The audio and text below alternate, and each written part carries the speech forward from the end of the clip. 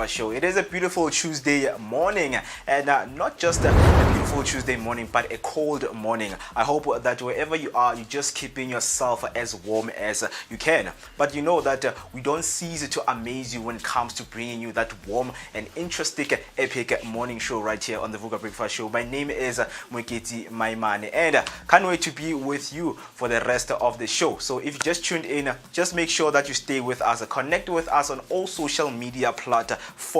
And if you want to dial us in or send us your voice note just to tell us how your morning is going, the number to do so is 060-493-3226. 060-493-3226. That is the number that you need to dial. And also, we are live on Facebook and we are live on YouTube. Press that subscription button, notification button, so that whenever you go live, you will be notified. And you know that I'm not always alone right here on the Vooka Breakfast Show. I have the one and only Steven right here, man. Good morning, and how are you doing, man, this morning? I'm doing awesome. Yourself, man? I'm doing awesome.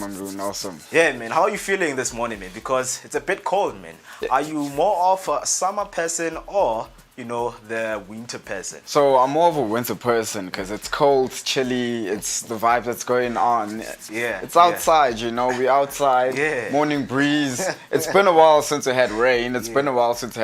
So yeah, I'm gladful for that. Yeah, man. Interesting, man, because we've got a whole jam-packed show. And speaking of jam-packed show, we bring you what we call picture of the day, just to improve, man, that bucket list of yours to travel different places and what South Africa that has to offer. So today we have what we call the Hyatt Regency Cape Town. That is a 5-star hotel that you can visit, located in the vibrant Vooka neighborhood of Cape Town, South Africa. It offers stunning views of a Table Mountain and Signal Hill, and it is also within the walking distance of popular food beverage streets, Long Street and Bree Street.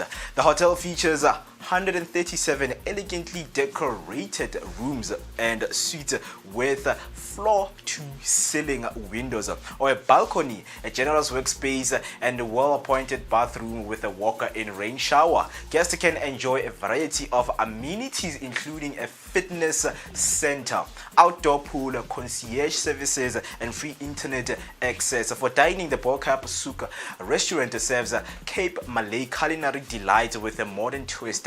The hotel also offers meeting event spaces, making it a great venue for corporate gatherings and weddings. For sure, you want to go there and visit the place, man. Steven, when it comes to the Hyatt Regency, man, the Vooka look absolutely amazing. What a spot, bro. It's what a spot for real. The Hyatt recently in Gold Cup. Yeah. Oh. Yeah, man. Wait, am I still going on? Cool. Tell me about damn. the Table Mountain view, man, because I see that you're absolutely shocked with what it has to offer. So I'm shocked on what it has to offer Yeah. because on the Table View Mountain view from the balcony, it's really, really unreal. Yeah, man. Obviously, man, that view, man, from the Table Mountain. Come on, man. The food also. The Vooka Souk restaurant really nailed those Cape Malay flavors that you can taste. And if you really been in Cape Town, it's a perfect mix in luxury and culture. From a walking distance, like not so long from Longdale and Bree Street, you know what I mean? Exactly, that's what people want to hear, man. Whether it is a staycation or a business trip, this place ticks every box that you have. Definitely. Book at night or the... Yeah, man. So in terms of booking, man, when you want to know more about the hotel, just make sure that you type in the Rege Hotel right there in Cape Town. You'll get the whole information about where to get them, their website, and what it offers. We care that you travel more and experience what South Africa has to offer, especially the luxury side of South Africa. So I hope that you got that. If you have been there, do make sure that you communicate with us. Tell us about the experience so that we can help the next person to visit the place, right? That was the picture of the day. Let us know what you think right there on the comment section using the hashtag Vooka Breakfast Show. So Steven, we know that today on the show we have absolutely amazing things. It's Tuesday, man. So I know that there are a lot of things that we are looking forward to, as we're going to be having the lady who is a community mover and shaker, Miss Masichaba. We know that our communities need people like her to come, in our community and lead as much as people need that leadership. So we will be looking forward to her, and also our health and wellness fitness, right? Health and wellness fitness is someone is going to be joining us online, so you do not want to miss that interview. So without wasting any time, man, let us just take a short break, and then when we come back, of course, I'm going to give you your news, sports headlines, right? In a traffic update, just to keep you safe on those roads. It's still the Vooka Breakfast Show. Do not go anywhere.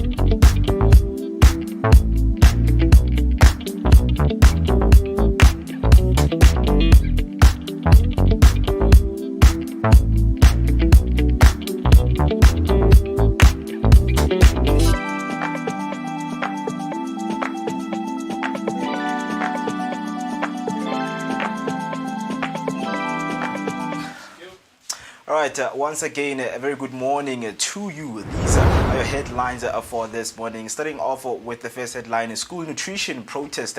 KZN service providers not paid since March. KwaZulu-Natal school nutrition program service providers are visiting the provincial education offices to inquire about the payment. They say they have not been paid since March. The delay could have serious repercussions for feeding scheme, with thousands of people possibly going hungry. Tabang Mwabe from the NSNP Service Providers Association said non-payment has caused a severe financial strain for the providers. They are hoping that today they're going to find answers and responses with immediate effect, and payments will be affected before they depart from here. On the next headline, Eskom vows to keep you warm this winter.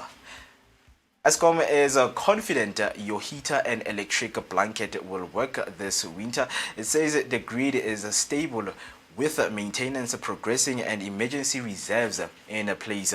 Unit 4 at Mudubi is back online after 4 years and is adding 800 megawatts to the grid.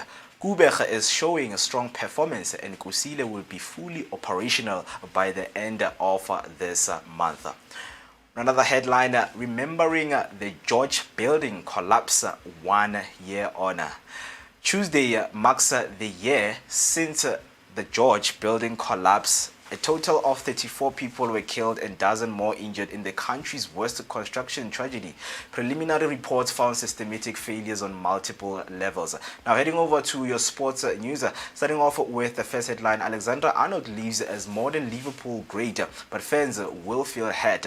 Trent Alexander-Arnold has confirmed his departure from Liverpool, likely joining Jude Bellingham at Real Madrid. Despite hopes he might stay, his decision came before Liverpool's title parade, leaving fans disappointed. Liverpool rejected Madrid's £20 million bid in January, but Alexander-Arnold later informed Ancelotti he wouldn't renew his contract. His final Anfield match on 25th of May will be emotional for supporters while Real Madrid is undergoing transition. Its allure remains strong. Alexander-Arnold's mixed season, including injuries and speculation, added to the uncertainty with his struggles evident in a poor performance against Manchester United in January.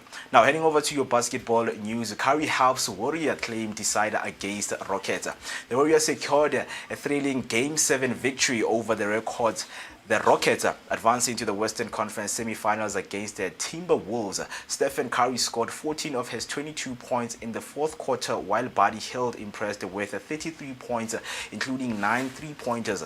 Jimmy Butler contributed 20 points, 8 rebounds, and 7 assists. Houston, second in regular season, failed to complete a comeback from 3-1 down. In the Eastern Conference, the Pacers defeated the Cavaliers 121-112 to take a 1-0 semi-final lead. Andrew Nembhard led with 23 points, while Tyrese Haliburton added 22. On cycling news, GP's Pitcock to lead new team Giro d'Italia. Tom Pitcock, a double Olympic champion, left Ineos Grenadiers for a 3-year deal with Q36.5. He will debut in the Giro d'Italia starting on 9th of May, Albania. Pitcock, eager for the challenge, aims to capitalize on his strong form after 4 victories and top 10 finishes in the Ardennes Classics. Fellow Briton Mark Donovan joins him in 8-man squad alongside Javier Michael Asben, Nick Zukowski, Matteo Moschetti, Damian Hawson, Milan Vader, and MS Lipins. The Giro spans the 21 stages through Albania, Slovenia, and Italy, with Pitcock eyeing the opportunities to shine. On cricket news, Kagiso Rabada cleared to resume playing after completing substance abuse treatment program. Kagiso Rabada tested positive for substance abuse on the 21st of January and was notified of the result on the 1st of April. He left the Gujarat Titans in the IPL but has since returned to India after completing a substance abuse treatment program. Rabada accepted responsibility and served a 1-month suspension before being cleared to resume playing. In his apology, he expressed gratitude for the support received and vowed to continue working hard. He is expected to be a key player for South Africa in the World Test Championship final against Australia on the 11th of June at Lord's. That's all for now. Stay tuned for more sports and news updates throughout the show. Don't forget to share your thoughts on these headlines with us using on social media using the hashtag Vooka Breakfast Show, and send us your voice note on 06049333226. Now, let's take a short break and keep you updated with your latest weather update.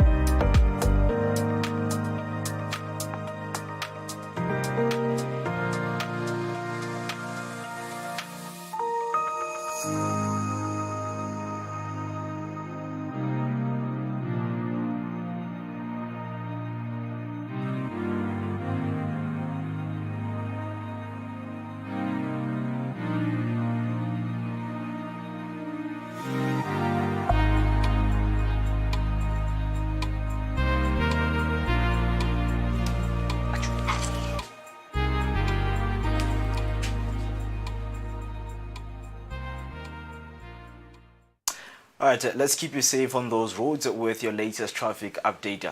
The stationary vehicle is blocking one of 6 lanes on the N1 southbound after the ramp from Deep Kloof interchange.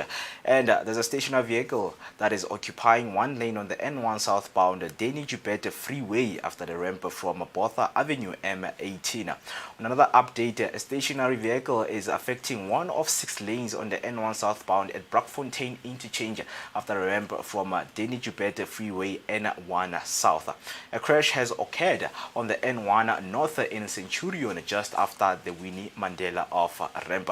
That's all for traffic. If you happen to be on the road, do make sure to share your traffic update using the hashtag Vooka Breakfast Show or send your voice note on 060-4933-226. That's 060-4933-226. That's all. For now, let's get ready for our epic and morning interesting show. Do make sure that you comment down below using the hashtag Vooka Breakfast Show. See you after this short ad.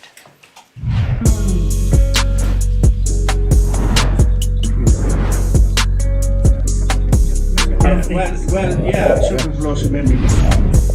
Yes. Wow!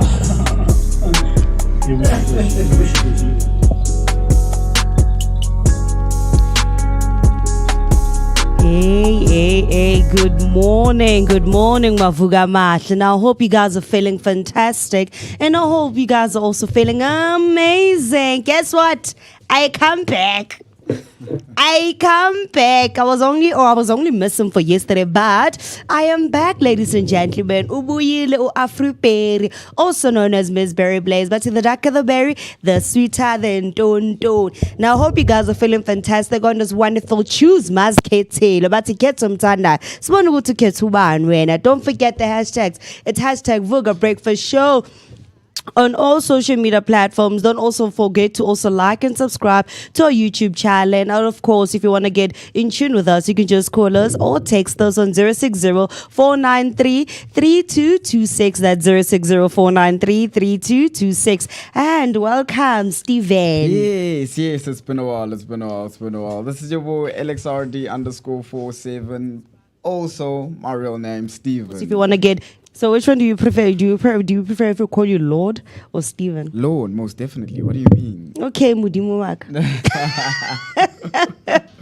Mo, how are you doing though? Yeah, man, it's been, of course, man, it's a very interesting and epic morning right here on the Vooka Breakfast Show. You know, I'm just glad that you guys are here because you know what, man, what we're going to be unpacking is some of the things that are interesting and that are interesting to you right there watching at home. A very good morning once again. As I emphasize, man, it is a cold morning. So I just hope that you guys have those cup of coffees and those heaters, you know, in front of you. Please use electricity wisely. Use electricity wisely. And speaking of using electricity wisely, one of the headlines that I read today was Eskom vows to keep you warm this winter. Some of the good news that a lot of people want to hear, man, because you know, with Eskom, when it's winter, when people are consuming a lot of electricity, we know that we face serious problems where our main power station and power supply stations, they face, you know, what we call breakdowns. Then it happens, we go to load reduction and load shading. But now, they vow and they are promising us that we are not going to experience that during this winter. So they're going to keep us warm. Meaning, keeping us warm means the lights are going to be on for such a long time. Isn't that great news, guys? Yeah, it's great news. But knowing South Africa, hey man, I don't really trust. But hey man, let's hope they keep their promises up this time around. Because hey, a lot have been happening these past few years. They've been saying the same thing to say they're gonna make sure load reduction doesn't happen. But hey, we'll see what's gonna happen. Yeah, man, it's a lie. What do you mean it's a lie? It's a scam. I mean, right. We live in South Africa.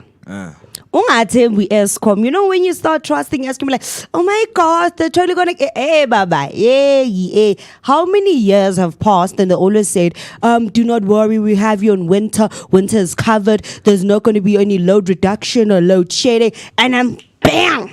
Exactly. Load shedding. Exactly. I mean, not so long ago, last year in Zondi, I don't know if a lot of people are aware of this, but last year in Zondi, they had 9 months without electricity. So this new thing to say they're going to make electricity come back, no more load shedding, load reduction. So, hey, man, we'll see.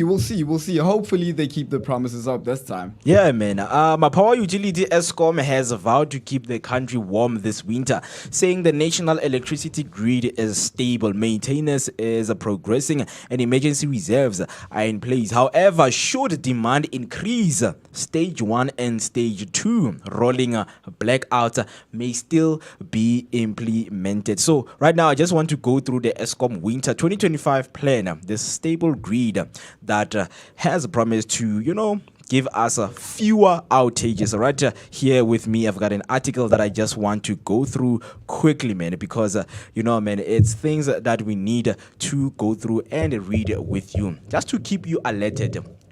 Don't be shocked when they take electricity and blackout. Do not be shocked, man, of that. Do not be shocked. So, Power Utility ESCOM has vowed to keep the country warm this winter, saying the national electricity grid is stable, maintenance is progressing, and emergency reserves are in place. However, you should demand increase in stage 1 and stage 2 rolling blackouts may still be implemented. For winter 2025, load shedding is not expected if unplanned outages remain below 13 gigawatts. If outages increase to 15 gigawatts, load shedding would be limited to a maximum of 21 days out of 153 days at stage 2. An improvement over the prior winter's worst case prediction of stage 5 load shedding, said ESCOM Group Chief Executive Dan Marokane during a media briefing on Monday, which was yesterday, of course. Marokane said that the improved winter outlook is due to a 3.1 gigawatts decrease in unplanned outages compared to the previous year. As a result, the forecast range has been lowered to 13 to 15 gigawatts, down from 14 to 17 gigawatts in winter 2024.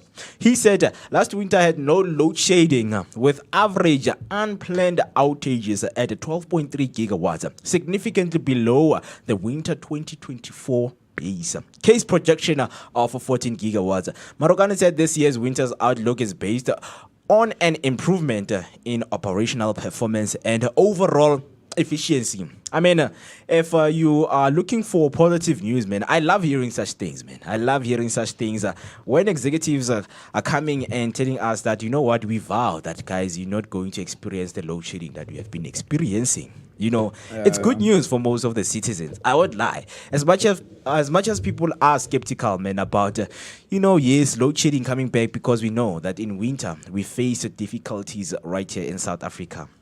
Unplanned and unscheduled load shedding hits you right at 2:30 and you don't know what to do.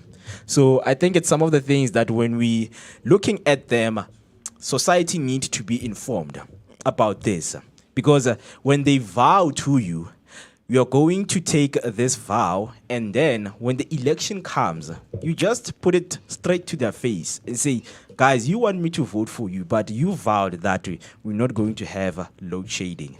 But there we go now. How many vows have been made and been broken? A lot of vows have been made. How many have been broken so far? I can't even count. How many times has ESCOM vowed? Okay, ESCOM is 21st century.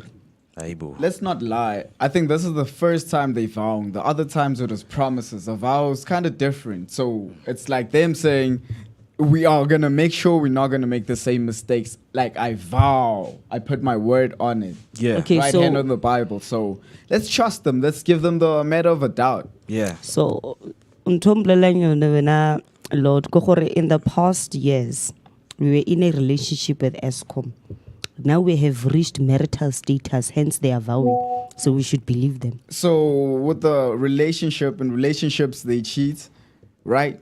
Cheating, but they cheated on us. Yes, they cheated on us a lot of times. A lot of times they did cheat on us. But now they're getting married to us, so that's that vow, not to break that. Another one that I have with me right here, sorry about that. COJ plan to increase prepaid electricity surcharge, raise the IRE of residents. So Johannesburg, they want to increase the prepaid electricity surcharge from 200 to 270 a month, and the network capacity charge from 180 to 200. So this is what we are facing, man. So as much as this is showing, I think if we buy electricity, we're not going to face increases. It's as simple as that.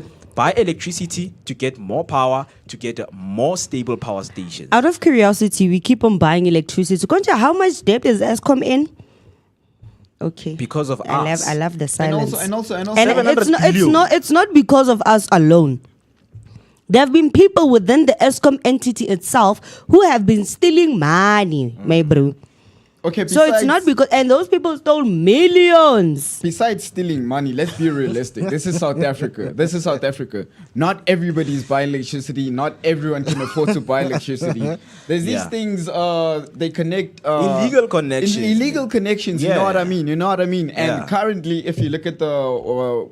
how can I say, job employment rate? Yeah. How many of the youth is employed? How many doctors do we have sitting at home? How many people are lot. paid? A lot, you get Yeah, me? yeah. And they're going to tell a first-year student, we need 3 years experience. Where is that person going to get that? Yeah. So with that being said, how are we supposed to buy electricity? Only the people with money are going to be buying electricity. Yeah, But man. the question is, how many people in the country actually do have money?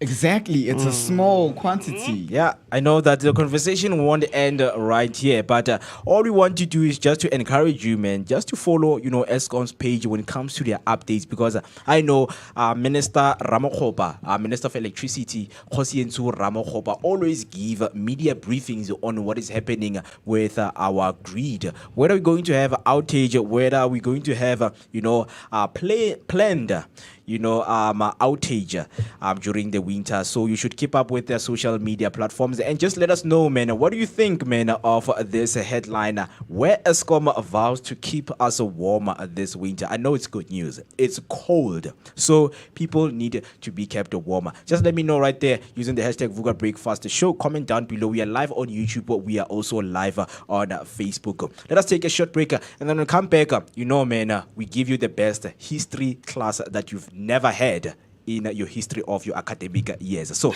do not go anywhere.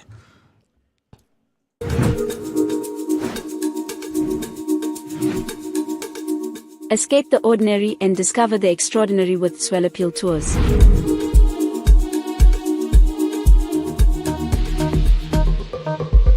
Whether you're a group of friends or a family looking for a memorable getaway, Swellappeal Tours has you covered. Our all-inclusive tours take you to South Africa's most stunning destinations, from the scenic beauty of Mpumalanga to the vibrant life of Gauteng and the coastal charm of Durban.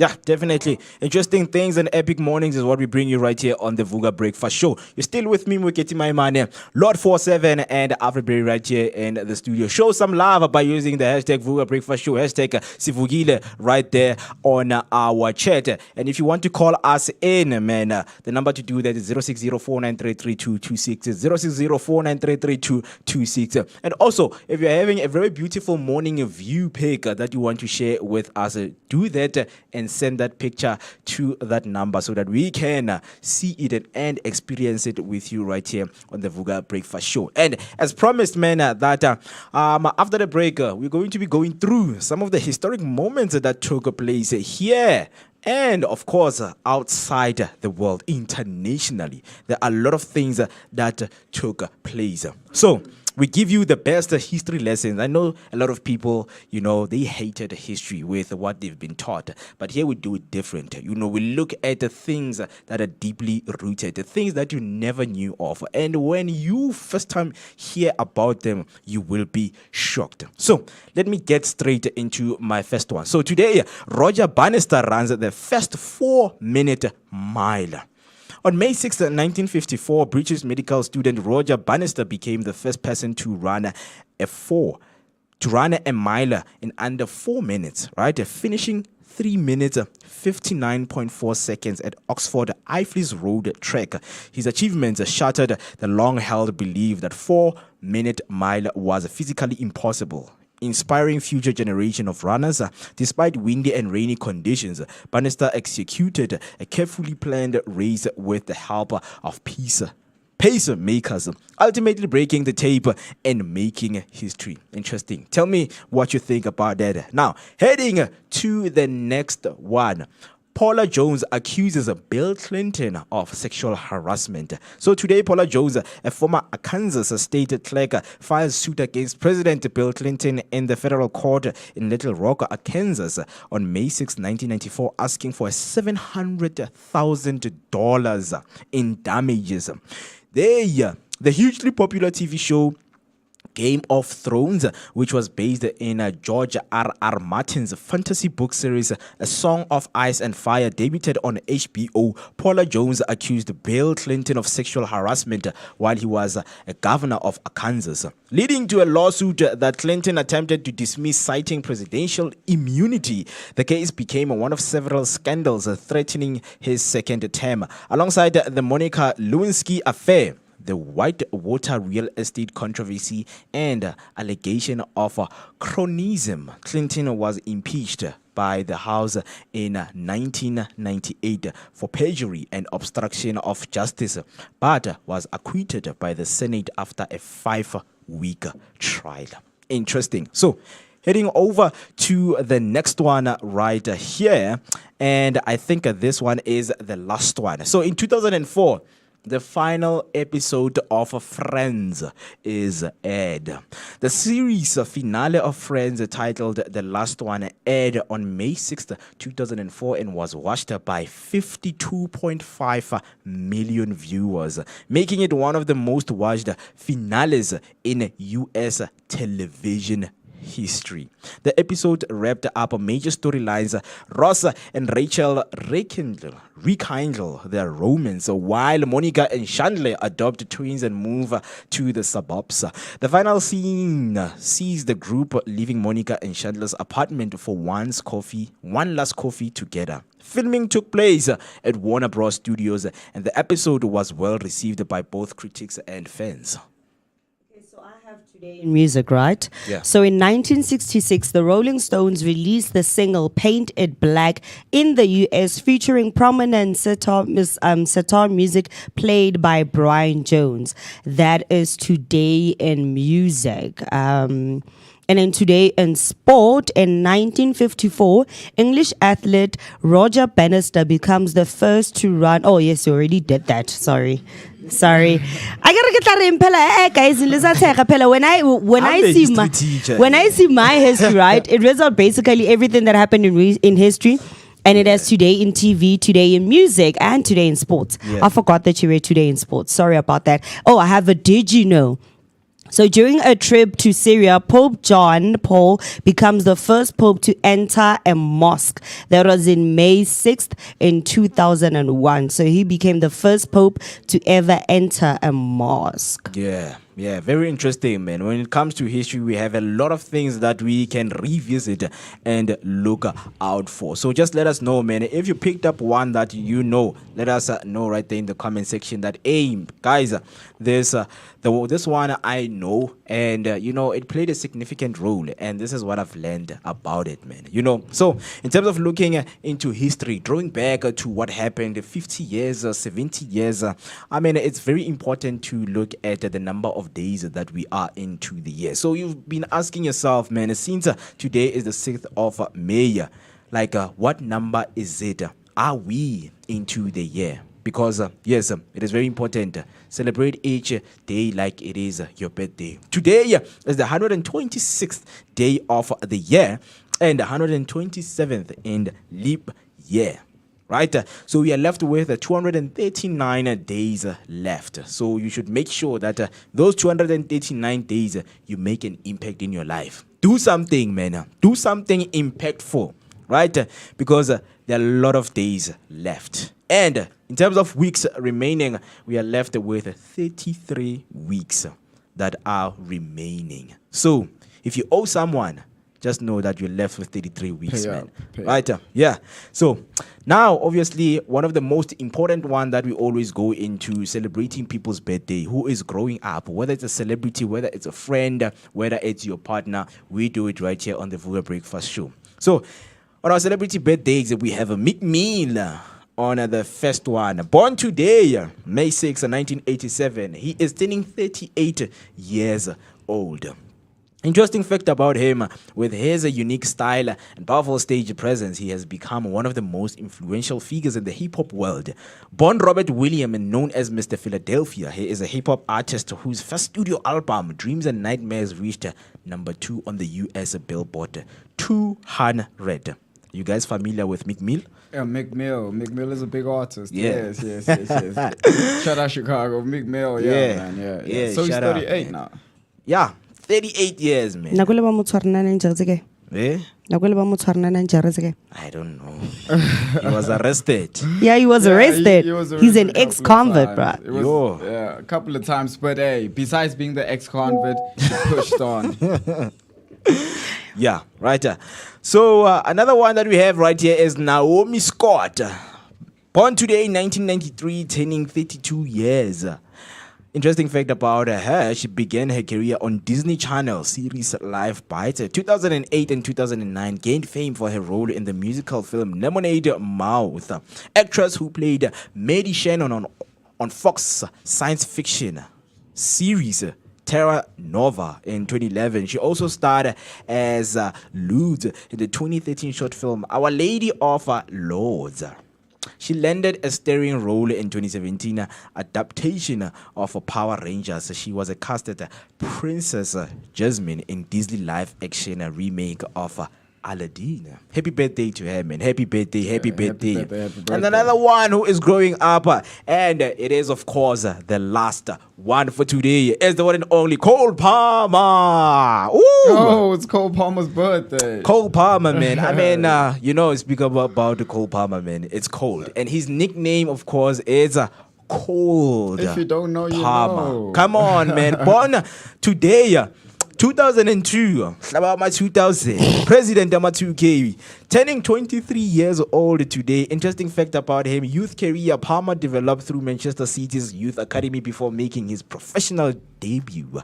Midfielder known for playing with Chelsea in England's Premier League, he began playing for the club in 2023. He has also played with Manchester City and the English national team at the Last week, I never. Talking about Apologies. If you know someone who's growing up Apologies. today, I mean, we know, man. I mean, imagine you are growing up today. It's like, hey, Steve, you're growing up, man. Hey, you know, last month it was my friend's birthday. Man. Shout out to him, bro. You know, it's like that. But yeah, man. Yeah. Happy belated, man. I mean, we know that we celebrate everyone's birthday.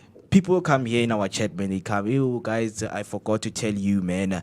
You know, yesterday it was my birthday, so please help me. Then we do so, man, because this is the Vooka Breakfast Show, man. We don't miss anything right here. As Messi, as Gechi, right? And then on YouTube, I have Refuler Rasekhanzar. Good morning, I'm a Vooka Amatle. Hashtag Vooka Breakfast Show. This is a good news. Having Kagiso Rabada back to the team. Good thing, man, after he went through this substance abuse thing, you know, and it speaks to a lot of things, man, that, you know, sports players are going through a lot. But yeah, we are not there. That's all, man. That is all with our birthdays. So if you happen to know anyone, man, we can help you celebrate their birthday. You know, you can give a shout out to them, send a voice note through, and we will do that. Sing a happy birthday for them. It's as simple as that, right? And you know, when it comes to making sure that we keep our vocabulary on point, we have what we call word of the day. Yes, right? We practice what we call word of the day here in the studio each and every day. Something that you're going to get used to. Okay. Bring words from you know, different sorts, man. Whether it's bombastic words, simple words, but words that keep that relevance in our life that you can use in your day-to-day life, right? So, our word of the day today is surreptitious. Surreptitious. Yeah, and this one I know, if we can get this on a spelling bee, most of us are going to fail. We're getting 0 on this one. Surely you're asking yourself, man, how is it spelled? Surreptitious is spelled as follows: is surreptitious. Right? Surreptitious. Let me repeat that again. It's surreptitious. That is surreptitious.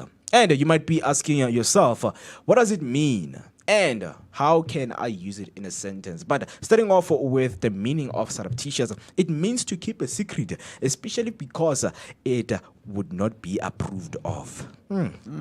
Interesting. Kept secret, especially because it would not be approved of. Interesting. And then, that's a very good example. That's a very good example right there. So it's something that we were speaking about yesterday, your side woman.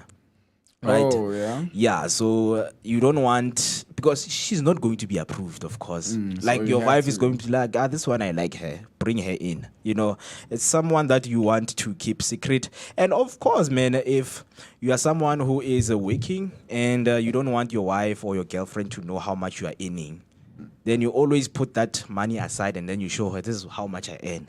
You earn 25,000, but you show her that you earn 4,500. So that money, the rest of it, you're keeping it to yourself. In that manner, you're being surreptitious. Yeah, That's a nice- definitely. that's a nice word. So, how would you use it in a sentence? I have an example here, and we're going to also, give our Give a example on examples, how yeah. we can use it. Right? Low wages were supplemented by surreptitious payments from tradesmen. Woof. Low wages were supplemented by surreptitious payments from tradesmen. That is an example. One of the examples that you can use is surreptitious. So, how would you use surreptitious in a sentence? How I would use Yeah. surreptitious in a sentence would be tattoo parlors become surreptitious to the clients on what they are giving them. Are you talking about yourself? In terms What are you giving? No, they become surreptitious with the rates. Yeah. Yes, is what I mean. Oh, Yes, right, yes. right. Afri, I am blank. you blank. I mean, something that you would keep secret, that you would not want people to know, To know. of.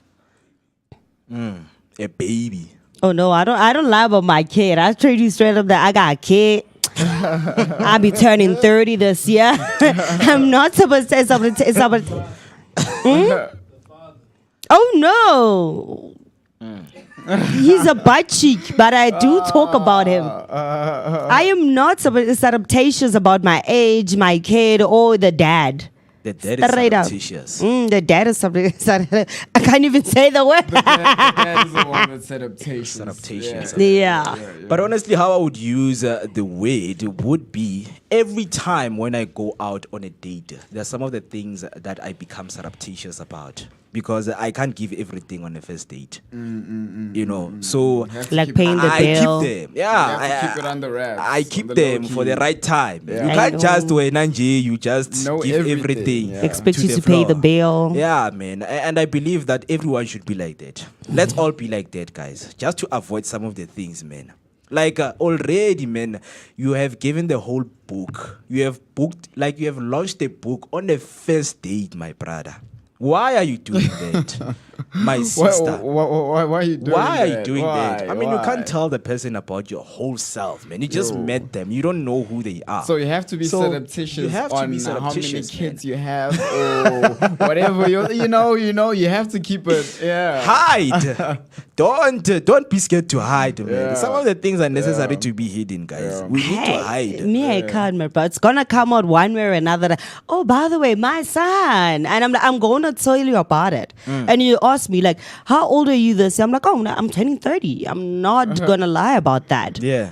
Yeah, well, those are like maybe the most common things Yeah. that females will lie about. Maybe probably on like the first date or even like the first few months of dating. Yeah. That's you guys being I tell you surreptitious. straight. I tell you straight up. I have a kid. Alright, cool. That's cool, my cool. kid, Alright, bruh. cool, That's cool. my livelihood. I see. I mean, yes, it's necessary, because sometimes you get tired of being surreptitious. Maybe you are that kind of person. You are tired of lying. You know, now you are telling the truth. Maybe she's done it so long now. Yeah, She's like, yeah, it you know, let me happens. just tell the truth once. happens This thing like of some Ivana. being secrecy. It's not. It's being not working surreptitious well. Is not gonna work. Being surreptitious is not gonna work. It's So- Oh, yeah, I not went working for well. to the place the wrong for the tattoo.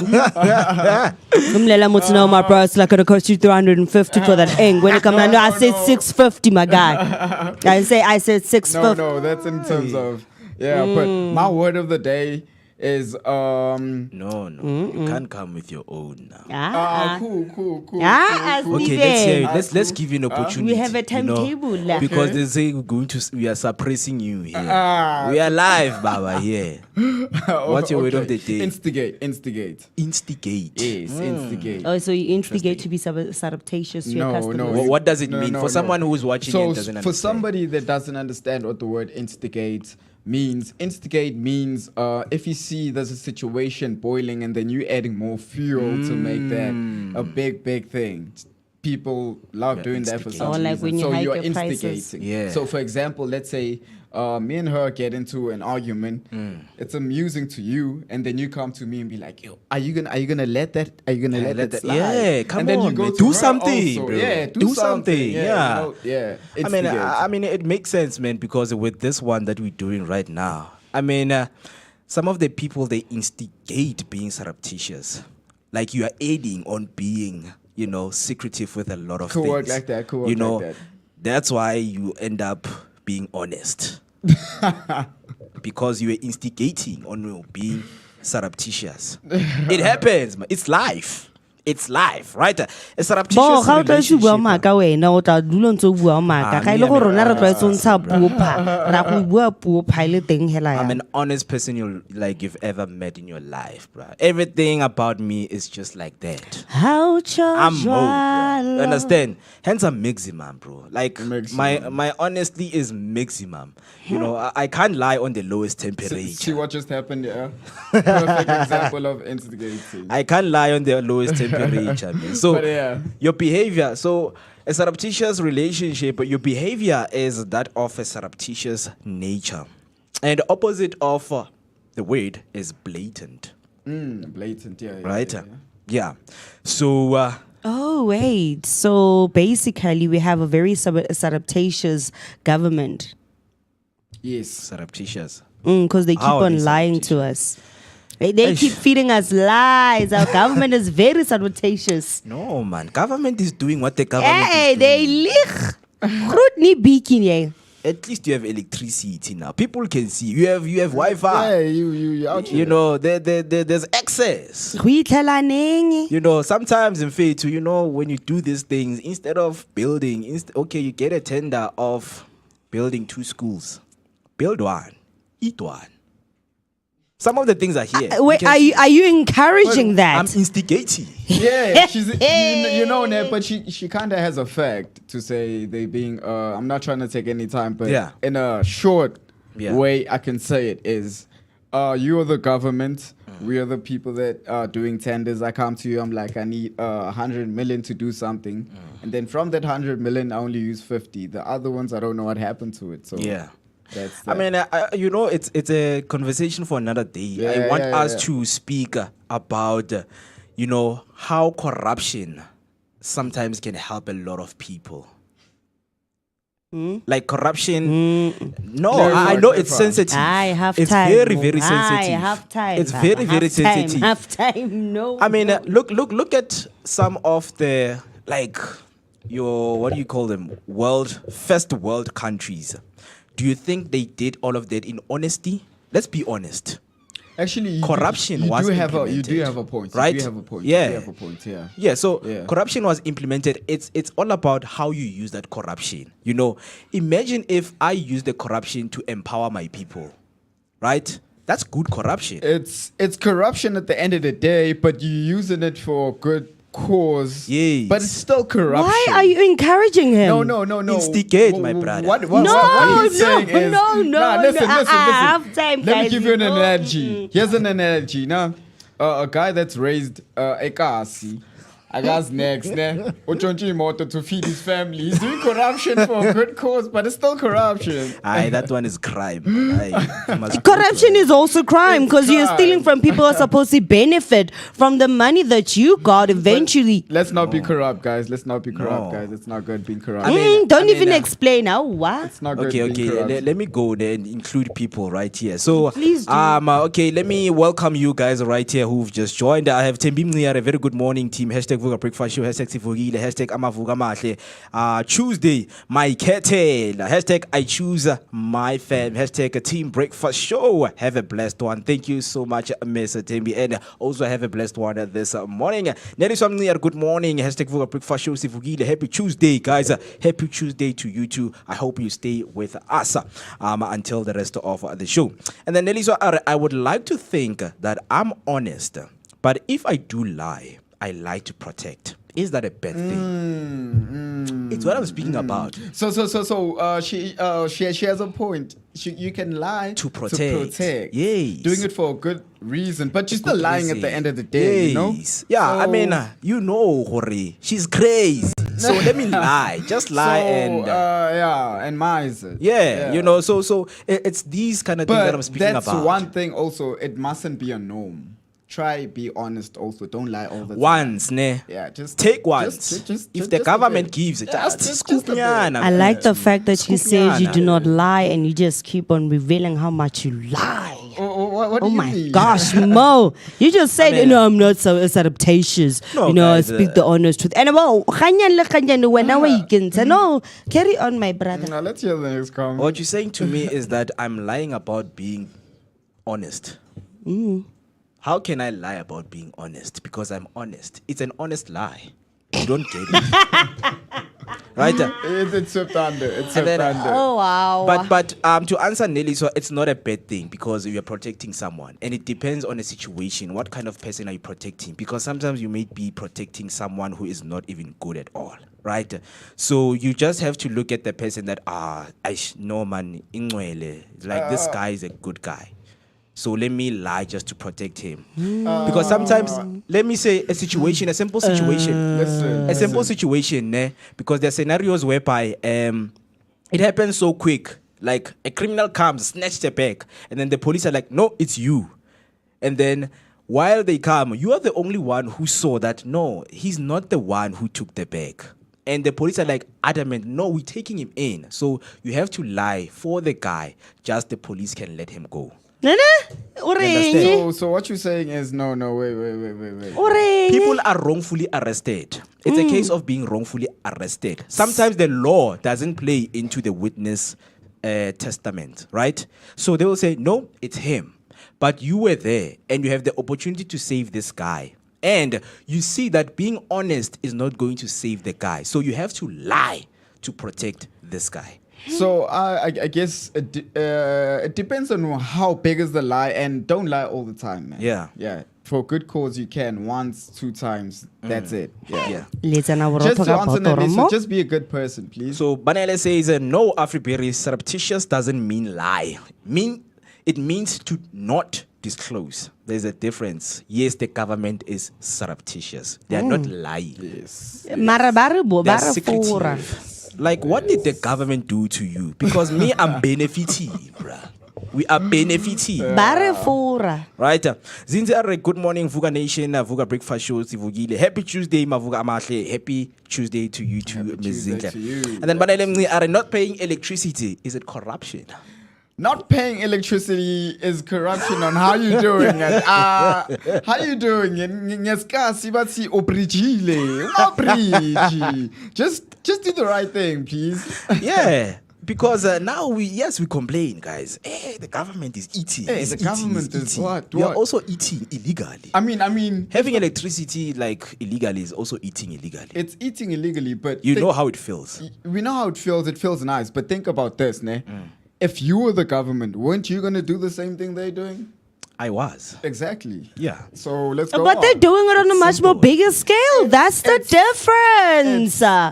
on a bigger scale, but they still at least give you that 350. 350 yeah, they should reopen factories so people can go to work. The 350 is not enough. 350 iraga 10 kg abu Thing is- flow rule rice. Keshaba kaing. Come on, yeah. Even if they do open up those factories, right now in this current world we're living in, what kid do you know that wants to work at a factory? People want to be doctors. People want to, bigger things. People want to do IT. If you say factory, yeah. But if the government, man, let the government do its thing. I mean, guys, right now as this Special generation, aid government. as a generation of young people, like the past generation, they have a different approach to the government. It's like do they protest, they block the roads. But I think this game should be different now. We should play the game different. It's like going in and just making sure that the person who is a perpetrator, you speak to them nicely. You don't now. Yeah, you don't fight. It's like, okay, Gav, we saw that there's a 350 billion. Okay, at least Take 100 billion, guys. and give us the Yeah, rest, eat it. It's Yeah, yours. yeah. And this one, give it to the people and let people eat. Because what people are saying are like, no, guys, give us everything that you get. With that money, including your salary. Why are you driving this big car? You know, It's though, my do you salary. know why people also say that? It's because the government also goes out to get loans from big agencies. Yet we're supposed to help them pay back the loans. Marabachile, a third or half of that money alone. Yeah. They ate the big chunk and we're supposed to help them repay the big loan that they owe Moodleys. Like, seriously, does that make any sense? No, government has corruption has no stand, man. Corruption is corruption. I know corruption is corruption, guys, but I cannot fight my forefathers' fights. My guy. My grandfather was here saying the guy. same thing. Build factories. I'm like, okay, instead of building factories, let's eat this money together. Once. Give me a 370. Or I'll bro. Or how about this? With this 370 or whatever other income you're getting, instead of relying on the government, make your own business. Make your own business. There's funding out there. There's funding. There's Government funding. funds people. You can go open up an NGO. Things are gonna turn out nice in the long run. Yeah. Do you know why I say they should open up factories? Because we have a whole lot more people popping out, making their own shoe brands, making their own clothing brand. In terms of the clothing industry in its own self, it is growing and it is booming in South Africa, which means the factories should reopen so those people can end up becoming big powerhouses in South Africa and offer much more bigger employment so they can solve the whole unemployment issue that is currently happening. The thing is, and the big question is, for this past 31 years of democracy, what has, people been doing with this whole situation? Yes, rebuild the factories. This generation that this past 31 years, while we were not here, what is it that they were doing all along? Because it seems like we are still fighting the same fight, but we're not getting the results. This is the now fight that we are currently fighting. Thing is. How is it different from the past 15 years? How is it different from the past 25 years? The difference is that before we had, AKA our government, the factories were actually opened. And then since our government came into power, more and more factories ended up being closed. Here's a fun fact. Okay, Here's a okay, fun fact. okay, now, okay. Regarding what everybody is saying. Factories, right? Yeah. Okay, they're gonna make factories. Factories are still there. But people in some other countries are getting fired because why? There's robots, there's AI. Like recently, did you know in Netherlands, I'm not really sure it's Netherlands but please do your research, comment there down in the comment section and help me find please this country. research for me. So in that place, it's a radio station. You know what they've done? It's AI on AI.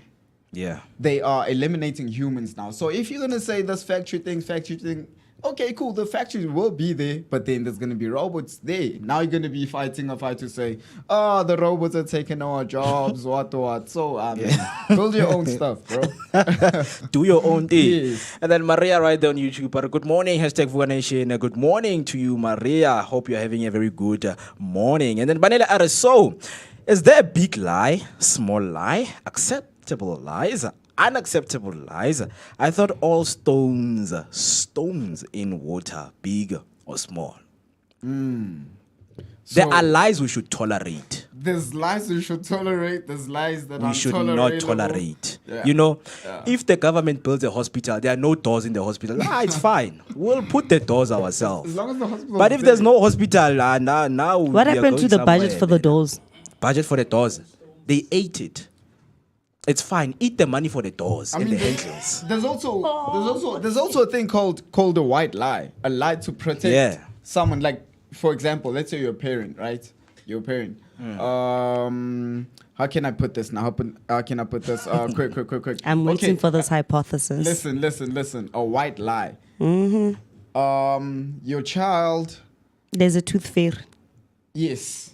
Basically, tooth fairy is a white lie. Me, I tell my son, there's no such Santa thing, Baba. Claus We live in is a white Africa. lie. You know, there's a white lie is meant to protect, but don't do it more often. But there are different kinds of lies: Yeah. tolerated, non-tolerable. Yeah. So right now in South Africa, there are 9 areas in which South Africa feel most let down by the government. And out of those 9, we need solutions. We can't be naming. The first one is to fight corruption. What should we do with people who do corruption? Should they die? Go to jail? I say. What's the solution with people who are Doing corruption? Seize their property. One way of also getting our money back, which is very amusing that we've had these big fishes always going out there and getting arrested and claiming that you need to pay back the money. Why are we not seizing their property so we can get the money back? At least seizing their property and selling off their assets will pay back half of whatever they spent. So what happens to him after that? But Back to square one. That's the He's thing. Now gonna you have do crime created a again. beast and you are releasing the beast to the The society. beast has already been created by dipping his hand inside the cookie jar. You already created the beast, you yourself. Everybody is born with a good soul. And nobody's ever born bad. you know how we can stop crime? Yeah. If a person kills, let the same be done to him. If a person steals, chop off his arm. If a person, and Yeah. so on and so on. But you can't be graping man who grape 5-year-olds or 6-year-olds or grannies. It doesn't Then make any sense. That sentence, let the Thank death you very sentence much. come back then. Yeah. Yeah. So those are the solutions, You right? go and beat up a person who abused a female. What's the solution? It's no different. He's still going to go out and do the same thing. If it's a big manner, let the death sentence come back. That's it. That's the only way that's going to solve this crime issue. And how about we, Bruce? It's crimes that we face on our day-to-day basis. They happen, and we see some of the people, they walk free. But now we always argue, what is the solution? What can we do about this? Because one thing that we have been programmed is to use social media as our weapon. Justice for smang, but justice is not served. Real justice is served when we see people taking action with the crime that has been, that has happened right there. Are you referring to mob justice? I mean, So- come on, man. Come on. It's one of the way to deal with people, man. Yeah, because but with crime also, don't you think it's a 50-50 thing whereby crime is needed in the government so that the prisons can be... Yes. You know what I mean? I mean, there's this guy 'Cause- who went to this podcast Against the Wall. Yes. The Scheme GP. That guy confessed that some of the people, hitmen, they're hired From prison. prison. You that's true because I can't name the source, but the source once went to Sun City. So apparently at Sun City, kuna back door where you'd get inkabs, puma corner, lapha go back door, go do hits, and then come back, go sit back in their cells. Now you see what I mean? Like there's literally a back So door let's- in Sun City, and you told about Friday lapha la bantu baphuza amahenesi ugcoka irosmbola ufaka ikhavela ngaphakathi ushaya ibhesh bayahamba bathe njo kunomsebenzi kuphi kuphi hamenza into ekanje uyahamba skitom goes back and sits back in the cell. So we can't end crime, we can at least reduce it. To a reduce certain it, level. right? Yeah. And another one is narrowing income gaps. And we know that when you narrow income gaps, you need to create more jobs for people, right? So jobs have not been created, and the South Africans feel most let down by the government by not reducing crime. We see crime happening each and every day in our lives, right?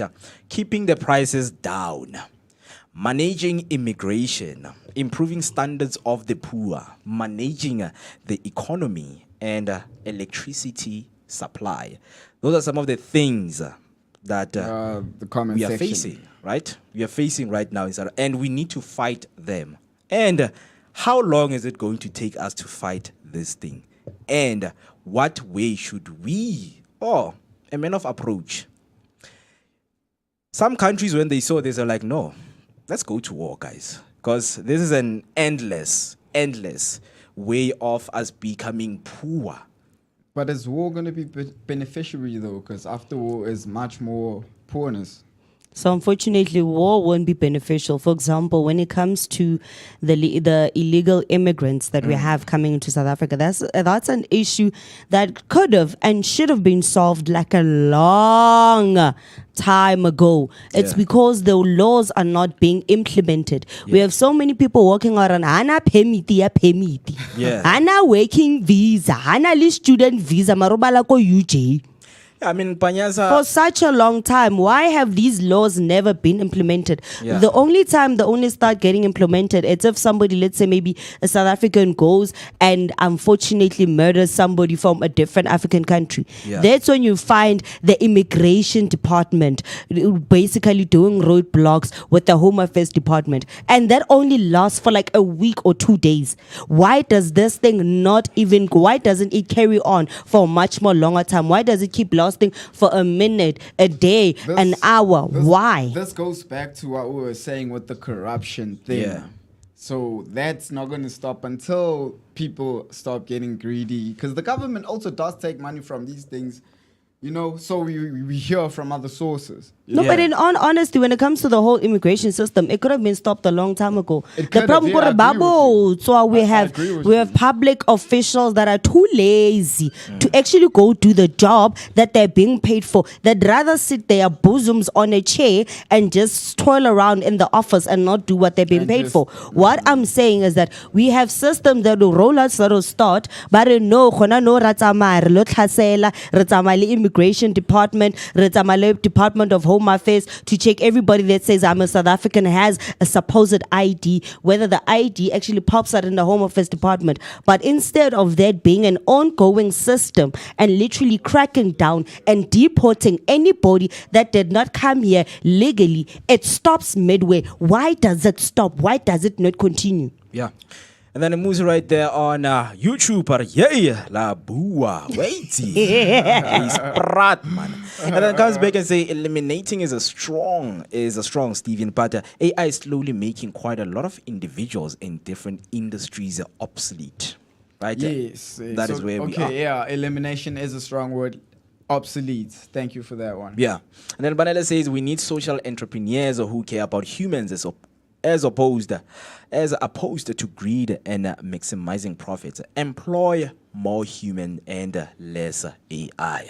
Yeah. I mean, I'm gonna employ you, and then you tell me when you don't want to scrap the toilets. Thing is, yeah, you know, that's the thing. If you employ a human, humans have complaints and everything. Yeesh. If I was a billionaire, this is what I'm not gonna lie. If I had a lot of money, instead of hiring a maid, because I know maids do their jobs. I'm Yeah. going from a low point to middle to high, right? Yeah. Hire a maid. Maids get lazy sometimes. They do the job, okay, they clean, what. Maybe they see a couple of dishes in the sink, they're like, I'll do that later or what. Now, if there was a robot, no spot will be left unturned. Yeah. You know? But it lacks human interaction. It lacks humanity. There's no such thing as gratitude. There's no such thing as love. How This can you video leave your call. child to be taken care after? Ngwana go tlhokomela ke No, robot. no, for- there's a listen to difference. this. There's a You say difference. that maids end up being lazy, but then you hire a robot to come and clean your house. How is a robot going to teach your child about what's this? Human integrity, Okay, human boom. nature, how to love, Okay, boom, how to right. care, how to deal with the emotions, Okay, because boom, it right. lacks emotions. Yone kabo yone. Okay, boom, right, boom. A maid cleans. Now, you talking of a nanny, right? You're talking of a nanny. Maids are also sometimes nannies. That's the one thing that you sometimes keep on forgetting, that some people also have maids who end up becoming nannies. Instead of going to look for somebody else who's gonna charge them, and then 5,000. Then you go look for a nanny, and then you have to pay an extra 5,000. They'd rather hire somebody who's a maid who can also afford to be a nanny and just literally top up the salary that they are having. So there are people who actually live like that right the now. The robot maid cleans, and then my wife is at home taking care of the children. That's why I'm working. That's why we can afford these things. But another example, AI also. AI never gets tired. You can tell AI. Why don't you stay at home and look after the kid? Hold up. Okay. Hold up. Okay. Typing. Yeah. You know, typing, writing reports. They can do that non-stop. Humans can't do that. So at some point, AIs will be needed in our has its own benefits, man. Yeah, right there, having this conversation. Just let us know what you think right there on the comment section. I have us Pelele Kalipa. Good morning, Vooka family. A very good morning to you, and welcome to the Vooka Breakfast Shows, Pelele. We hope that you join us, until the rest of the show. TK1990. Good morning. Hashtag Vooka Breakfast Show. Hashtag Sivukile. Keep using those hashtags. We are live on YouTube and Facebook. Do make sure that you share the live with your friends and family. What we're going to do right now is to take a short break and give you a recap of your news and sports headlines. Don't go anywhere.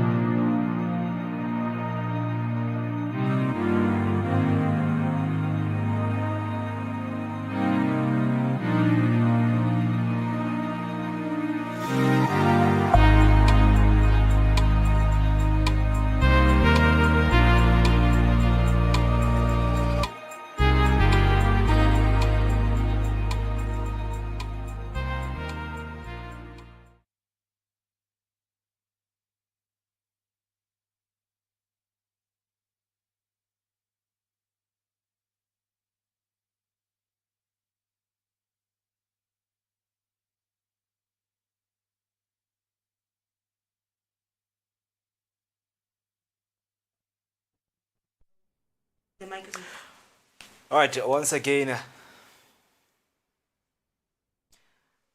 again, a very good morning. This is a recap of your news headline. Starting off with the first one, school nutrition protest. KZN service providers not paid since March. KwaZulu-Natal school nutrition program service providers are visiting the provincial education offices to inquire about payment.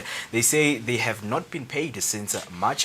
The delay could have serious repercussions for the feeding scheme, with thousands of pupils possibly going hungry. Tabang Mwabe from the NSNP Service Providers Association said the non-payment has caused a severe financial strain for the providers. They're hoping that today they're going to find answers and responses with immediate effect, and payment will be affected before they depart from here. On the next headline, Eskom vows to keep you warm this winter. Eskom is confident your heater and electric blanket will work this winter. It says the grid is stable with maintenance progressing and emergency reserves in place. Unit 4 at Medupi is back online after 4 years and is adding 800 megawatts to the grid. Kubech is showing strong performance and Kusile will be fully operational by the end of the month. Another headline, remembering the George building collapse 1 year on. Tuesday marks 1 year since the George building collapse. A total of 34 people were killed and dozens more injured in the country's worst construction tragedy. Preliminary reports found systematic failures on multiple levels. That's all for your news headline. Let's head over to your sports news. Starting off with the first headline, Alexander-Arnold leaves as modern Liverpool great, but fans will feel hurt. Trent Alexander-Arnold has confirmed his departure from Liverpool, likely joining Jude Bellingham at Real Madrid. Despite hopes he might stay, his decision came before Liverpool's title parade, leaving fans disappointed. Liverpool rejected Madrid's £20 million bid in January, but Alexander-Arnold later informed Anslot he wouldn't renew his contract. His final Anfield match on the 25th of May will be emotional for supporters. While Real Madrid is undergoing transition, its allure remains strong.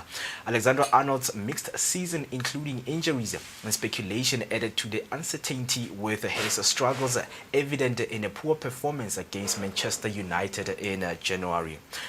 In basketball news, Curry helps Warriors claim a decider against the Rockets. Warriors secured a thrilling Game 7 victory over the Rockets, advancing to the Western Conference semifinals against the Timberwolves. Stephen Curry scored 14 of his 22 points in the fourth quarter, while Buddy Hield impressed with 33 points, including 9 three-pointers. Jimmy Butler contributed 20 points, 8 rebounds and 7 assists. Houston, second in the regular season, failed to complete a comeback from 3-1 down. In the Eastern Conference, the Pacers defeated the Cavaliers 121 to 112 to take a 1-0 semi-final lead. Andrew Nembhard led with 23 points, while Tyrese Haliburton added 22. On your cycling news, GB Pidcock to lead a new team at Giro d'Italia. Tom Pidcock, a double Olympic champion, left Ineos Grenadiers for a 3-year deal with a Q36.5. He will debut in the Giro d'Italia starting on the 9th of May in Albania. Pidcock, eager for the challenge, aims to capitalize on his strong form after 4 victories and top 10 finishes in Anada's Classics. Fellow Briton Mark Donovan joins him in an 8-man squad alongside Xavier Mikel Azparena, Nick Zukowski, Matteo Moschetti, Damian Hosson, Milan Veda and Melissa Lipenza. The Giro spans 21 stages through Albania, Slovenia and Italy, with Pidcock eyeing key opportunities to shine. On the cricket news, Kagiso Rabada cleared to resume playing after completing substance abuse treatment program. Kagiso Rabada tested positive for substance of abuse on 21st January and was notified of the result on the 1st of April. He left the Gujarat Titans in the IPL but has since returned to India after completing a substance abuse treatment program. Rabada accepted responsibility and served a 1-month suspension before being cleared to resume playing. In his apology, he expressed gratitude for the support received and vowed to continue working hard. He is expected to be a key player for South Africa in the World Test Championship final against Australia on the 11th of June at Lord's. That's all for now. Stay tuned for more sports and news updates throughout the show. Don't forget to share your thoughts on these headlines with us on social media using the hashtag Vooka Breakfast Show, and send us your voice note on 060-493-3226. It's 060-493-3226. That's all for now. What we're going to do right now is to head over to our morning and epic show. This is your weather update.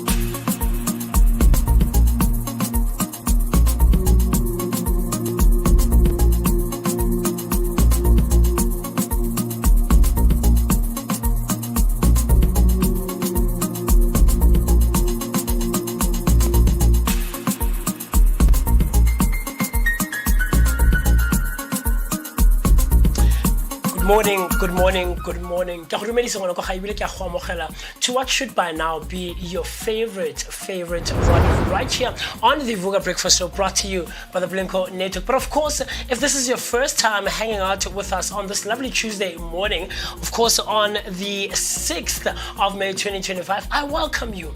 You're part of us, and now moving forward, you will be part of the Vooka Nation. Of course, you'll always be hanging out with me, the one and only MOOCEE Mister. My name is Musi Mister, and I so could not be happier to be in your presence this morning. You and I haven't been seeing each other for a couple of days, and I'm so excited to get into all this, conversations that we're going to have that are all encompassing, compelling, and of course thought-provoking, aimed at both you and I gaining so much information and knowledge. So with that being said, I'm about to jump into a cool conversation with Anisha Coward. I really hope that I pronounced the name very well, and she'll correct me, of course, if I mispronounced her name. But she is a Pilates instructor, and I can't wait to get into conversation so that both you and I can find out what Pilates is. I'll tell you, our station manager Ubanele was like plate when he first read, that Anisha is a Pilates instructor. So I can't wait to get into that one. So with no further ado, Anisha, welcome. Thank you so much for taking your time to come and hang out with us this morning so that we can jump into the conversation. Thank you, and thank you for having me. Yeah, man, it's a pleasure. So quickly, before we move on, I am going to please ask you to change your phone to landscape this way. Okay, let's see. I'm just gonna switch it up.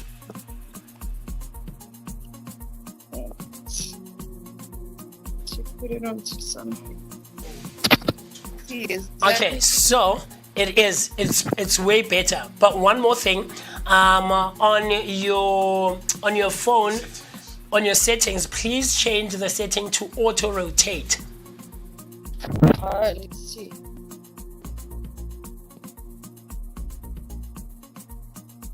Is it?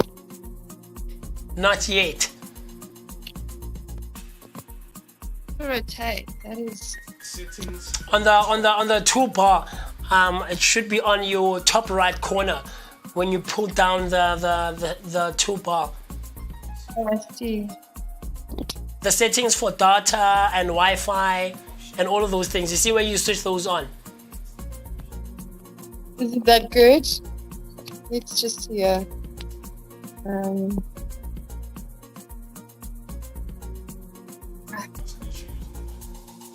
See views.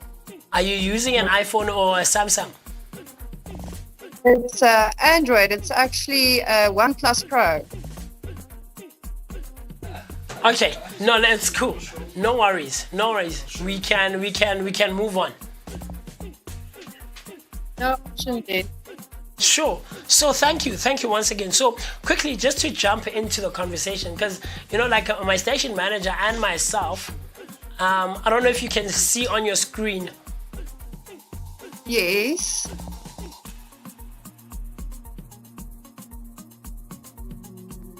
Oh, you want me to? What should I change? Oh, let's see. Oh. Gotcha. There we go. Absolutely. There we go. Whoever helped me, thank you so much. It's my station manager.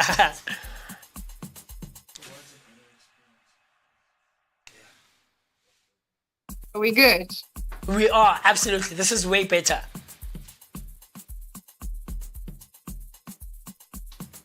Okay, so quickly, let's jump into it, Anisha, to find out for someone like myself and someone who's perhaps watching at home and listening and is wondering, Anisha, what is Pilates, so that we can have a better comprehension of what it all entails in its entirety.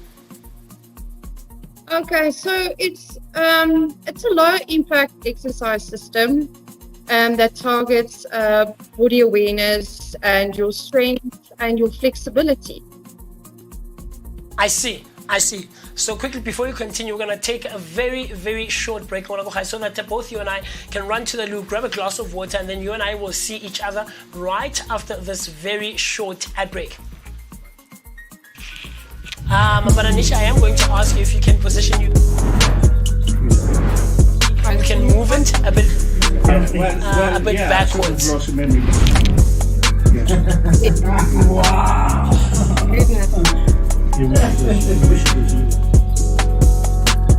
How's that?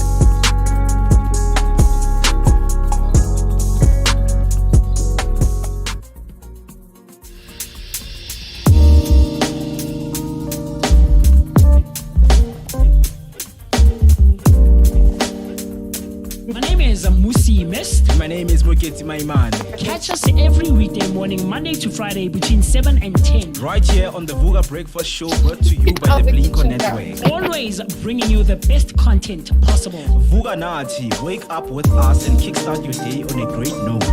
This is your energetic start to the day.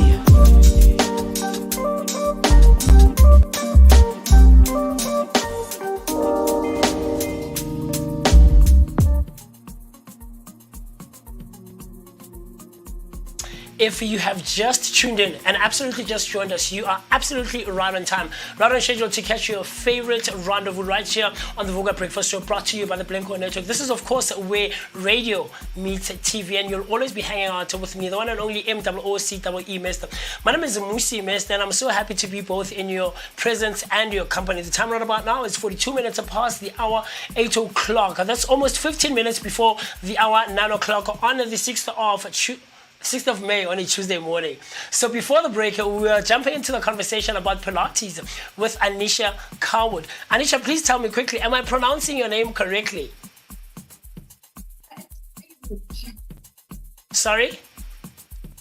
Haywood. Oh, Kaywood. Kaywood. I'm very wary about it. I'm very wary. So you were just explaining before the break that Pilates is a low maintenance exercise. Yes, it's low energy. It strengthens the core and flexibility. Yeah. So how did you, as Anisha, get into Pilates? What inspired you to jump into the space of Pilates? I mean, there's yoga, there's running, there's all sorts of exercises, there's training and going to the gym. Why Pilates? What motivated you and propagated you to go into the space of Pilates training? Well, I actually had, my parents recently went on pension, and seeing older people doing nothing, the mobility deteriorates. So this is something I feel you can continue on doing until you're at the age of retiring and retirement. So, and it keeps you supple and the mobility going. So that is why I thought at some point, if you do training, you can only do so much as you age, and this is definitely something you can just continue, and there's no high intensity. I see. Very, very, very interesting. So let's say for someone like me who hasn't been active for quite some time, right? I come to Anisha and I'm like, I want to get into Pilates, but I don't understand how it will benefit me physically and psychologically and all of those things, right? What would you, or how would you tailor a session for me on a day-to-day basis, or however often you and I would jump into our sessions? What are some of the things that you go into so that you tailor my session to be suitable and functional for me? Yes, so there's obviously your beginner stretches. I think that is where we'll start at first, and then you can obviously then work on the reps. We'll work on 5 because the stretches can be intense. So it's similar to, you're going to start with your core exercises like your crunches, and we'll do 10 instead of 12, something like that. So, but then there's beginner exercises that I would start with. Yeah, very interesting. Very, very interesting. Look, man, I mean, I think we've heard quite a few times the term Pilates used in movies and on TV and on social media and all those kinds of things, right? But how do you how do you differentiate yoga to Pilates to personal training to gym instructing and all of those things? Because I feel like, or I could be wrong, and I assume that they all fall under the same umbrella of exercising, but they all have different specifications that differentiate them and make them, stand out from each other. So how would you describe it to someone who is wanting to get into the space of exercising? So Pilates is a combination of stretches based on your ballet. So you can just imagine what that would take. For instance, a ballet dancer, where yoga is more intense and you hold the position you're in. That is the difference. So I would say definitely a little bit more of flexibility to the point where we're doing a play, if that makes sense. I feel like I really would want to just observe one of your sessions with a client of yours, because it would be so intriguing to see you work and try to see what it actually entails in person, physically, so look, we all have different styles in the different spaces that we're involved in terms of how we teach it and how we relay the information that is in the space that one would be involved in. So as Anish, as an individual, how do you now approach your teaching style, the philosophy behind what you are teaching? What is the style and the philosophy that is you are based on when you walk into a session with a client? So I feel like most of us can do anything. So for me, it just takes to get the person to see that he can be able to do anything. And so I also work with the mind. A mind is a very strong thing and gets you out of, you can make it grow. So that is also for me important, is to be like your psychiatrist in helping you getting to be the better you, the best version of yourself. Yeah. It's intriguing, I promise you. I feel like I really hope that some time in the future you can actually physically come into the studio and we can have like a 2 to 5 minute session so that you can actually show us what it means. Because watching videos and seeing it on TV is one thing, but actually doing it in person, I think would give me and someone else who's watching and listening there at home a better understanding of what it entails. So let's now talk about people who have special needs, I guess, for lack of a better word. There's senior citizens who would like to stay loose, I guess, for lack of a better word, or want to exercise and not be stiff, because with age there also comes a sense of stiffness and not being able to do some of the things that you were able to do physically with your body in your younger years. So now, have you worked with senior citizens or prenatal individuals who would want to come into the space and say, I don't want yoga and gym instructing and all of those things, those are slightly a bit more intense, like you just mentioned, I want something easy to do but also something that will work and be beneficial for me? So have you worked with someone like that, and how do you approach a session like that where I would perhaps come to you as a prenatal individual? So I haven't worked with prenatal. I have worked with people that have had injuries, especially to the spine, and that is also something that I wanted to mention, that Pilates is also focused on the spine. I would say most of it is focused on the spine, stacking the spine, and be cautious of your spine, because I would say 80% of all of us struggle with our lower back. So I have worked with people that have lower back problems and fusions. And then there's modifications you do with the exercises. You can use a small towel, even a barrel, or a small Pilates ball. So you do get your stuff that you can work, like your Pilates rings. All those things can help you modify exercises, which will make it better for aging people, senior citizens, and even then people with back problems and fusions. So, the body, there's a statement that's always been said that the body remembers, right? And what we do to our bodies in our younger years, we will absolutely remember, or the body will remember it when we get older. And we often suffer from different injuries that we might not have anticipated as we go on our day-to-day lives. You might have bumped into a corner of a table, or might have, ran into a wall or something. I don't know. So with all of those things comes injuries now.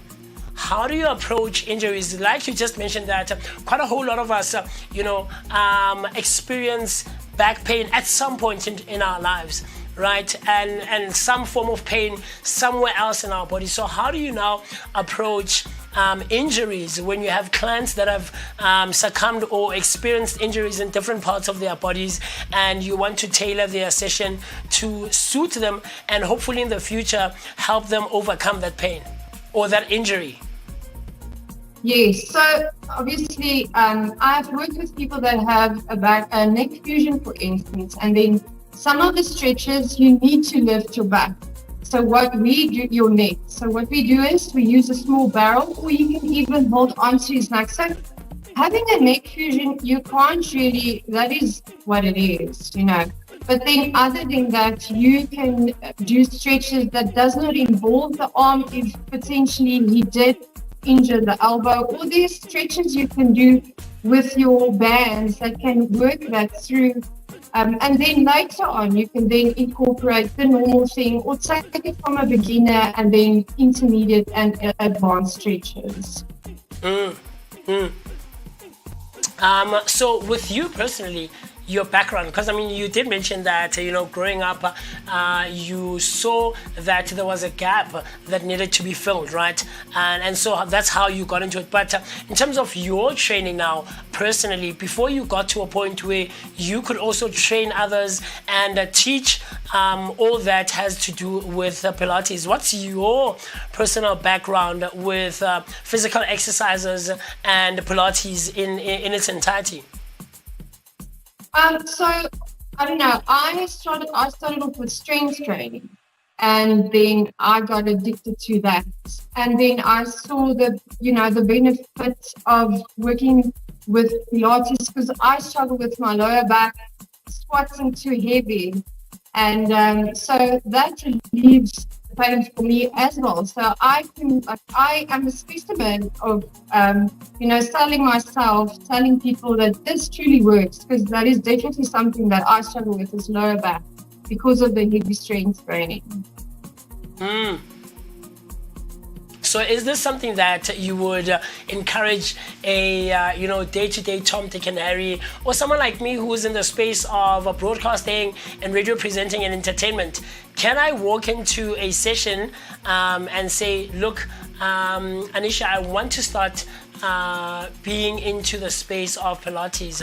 How do I go about it? What is the advice, or what route or path should I take as someone who's never, or probably hasn't done it in quite some time, hasn't been physical and hasn't stretched or trained in quite some time? How would you describe or give me the best path to follow and take to get to a point where now I'm well versed in the space of Pilates?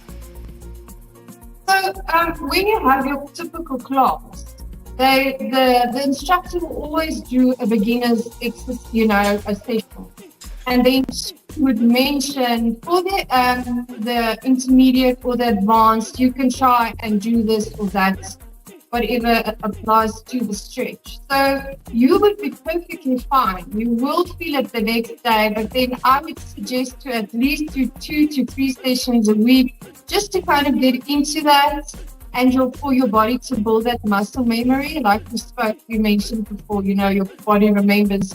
It should be in your routine at least 2 to 3 times a week, but you will be fine with the class, because it's mainly based on beginners, and then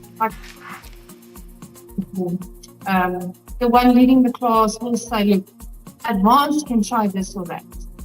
Yeah. It sounds so intriguing, I promise you. I really would want to be in at least one session, in my life. So maybe I could also get to a point where I get addicted to it. Like you mentioned that you started off with strength training and you eventually got addicted to it. So Anakohai, perhaps you're wondering who I am in conversation with. She says that she would like to believe that she's a very simple girl from Klerksdorp. She was an avid athlete throughout her school years and a gold medalist in field. After high school, Anisha gained a lot of weight, not being active and eating way too much. She wanted a quick fix and ended up, rewarding herself with food. Long story short, she has been through it all, restricting herself, beginning and having bulimia. She landed a decent job and decided to start training with a personal trainer. She joined in 2014 and has been training the same gym ever since. She says, I still had to change my eating patterns and through some research got introduced to intuitive eating. In 2019, I got accredited with Trifocus as a personal trainer and recently a Pilates coach. It has been a journey. It has been a journey that one I promised myself I won't half-ass. I love that so much. So quickly, before we close off, there's a lot of influences that we have as individuals in society as we go on our day-to-day lives. And social media plays such a huge role. I mean, before the break, with the team here in studio, talking about, how AI is getting to a point that it's getting to make quite a lot of us obsolete, right? How do you then stay up to date with all these trends and styles and influences that we see on a day-to-day basis on social media and on TV? And, one would say, Anisha, I mean, come on, man, Pilates is an old thing. Like, why are you still doing that? So how do you stay up to date with all of those things that we experience on a day-to-day basis? So, I used to suck with my social media. So I feel there is clients outside there that need the one-on-one, and that is what I'm aiming at, is building that relationship in person and not really relying on AI. So yes, building the relationship, getting to know people, because there are people outside that need that one-on-one, that can't do it through getting everything from AI or whatever it may be. It's that one-on-one. Yes. Yeah. So now let's talk challenges now. I mean, as someone who comes from a background and a childhood of, being an athlete and being active, and then years later having to go back to it now, I'm sure there's been a number of challenges that you've gone through. Let's talk about some of those and how you overcame them to get to the point that you are at right now. So I am from a family, my dad used to be a Springbok athlete, so he was always pushing us to be, I did field and my brother did track. And but then when after school, there was the eating that I had to kind of, work through. It's a process. But then also I had TB in 2011. So that was something that I had to kind of, I didn't know what it was. So I would say that was something that was a big obstacle in my life. And then later on, falling pregnant and then having this TB made some disease on my lung. I had a piece of my lung removed while being 4 months pregnant. And I think at the end of the day, you just have to, let go. They say, flow, don't chase. That's what I had to do. And it was a big mind shift, and like I said, it's a process and you only can work through it. Your story is fascinating, I promise you. I'm sure there's someone out there watching right now, saying, hopefully I can jump into a session with Anisha sometime soon. I'm personally one of those people. I really hope that you can one day come to the studio so that we can have, that 5-minute or 10-minute session so that we can get into it physically and see what it entails. So with all of these things that you've gone through, what has been the most rewarding thing now from strength training, to recently getting your certification? What has been the most rewarding thing about being in the space of, physical training and exercising, and ultimately getting to a point where you are now a certified Pilates instructor? Yes, so coming from a small time, I grew up believing that you have to hold on to the little that you have. But I have a very great partner that taught me to, just take the step, It seems hard, sure, it's going to be hard, but once you take that step, it's very rewarding. And I think for me, I never understood. I felt like being successful, you have to have this amount of money, but just doing what what I've studied for, just to do that every day, it's the most rewarding thing for me. And yes, taking the step, just take the damn step. I love it. So I'm reading here, before we close off very quickly, that there are 6 Pilates principles. It says here there is concentration, control, centering, precision, breath, and flow. So how do you integrate all those 6? If it is true, you will tell me, you'll correct me, of course, but how do you integrate the 6 Pilates principles into both group sessions and of course individual sessions? Because I'm sure there are quite a few dynamics that differentiate the two. So how do you integrate all of those to make it beneficial for all the clients that you come across? I mean, in every session, you need to use all 6 of those, because as you maybe lift, you have to inhale. As you go down to the ground, you have to exhale. So with each exercise, all 6 of those does come into play. Yeah. Very, very cool stuff, man. Very cool stuff. I mean, this is what you do right here on the Vooka Breakfast Show. We get to learn so much about different things. And today we are in conversation with Anisha Kaywood, who is a certified Pilates instructor. So in closure, how would I reach out to you if I want to get in touch with you and, I want us to go through a session, or I want to book a session with you and have a continuous session that you will make it beneficial for me and get to a point where I'm loose and I know how to stretch and all of those things? How do I go about it? From social media?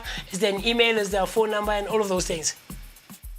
Yes. Before I get to that, I just want to say that, like most of you know, before you train, you need to warm up, and afterwards you need to stretch. So that is also why Pilates is important. And you can always follow the 3-2-1 rule, which means that you're going to do 3 strength exercises, 1 Pilates and 1 cardio. So you still do your stretching. And then, yes, my website, anisha.co.za, that's the easiest. It's linked to my WhatsApp, and then we can definitely set a session up. I do trials, which means 1 free session, just to see if that is something that you would like to do and to work with me. I love it. Anisha, thank you so much. We really, really appreciate you taking the time to hang out with us, and give us a bit more knowledge and information when it comes to the space of Pilates. And hopefully, like I said, I'm really, really crossing my fingers and hoping that you can come through to the studio someday so that we can have that 5 to 10 minute session, so that we can actually see what it means and what it entails being, in a session with someone like you who's certified and has been doing it for the longest of time. So we appreciate and we hope that you will have an amazing rest of the day. Thank you, Anisha.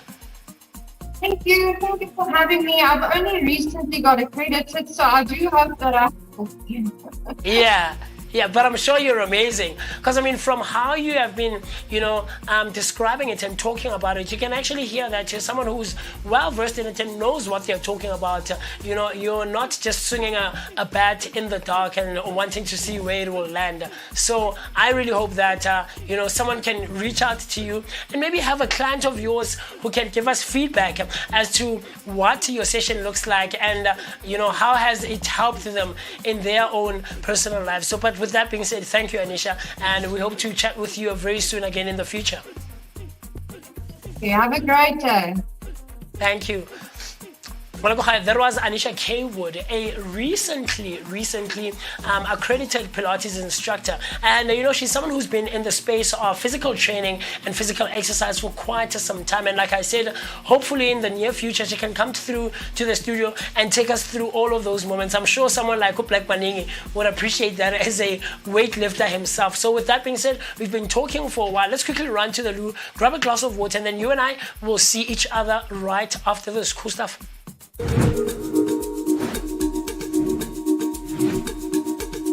Escape the ordinary and discover the extraordinary with Swell Appeal Tours.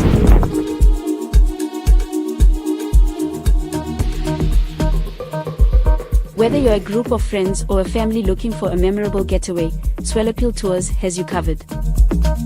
Our all-inclusive tours take you to South Africa's most stunning destinations, from the scenic beauty of Mpumalanga to the vibrant life of Gauteng and the coastal charm of Durban.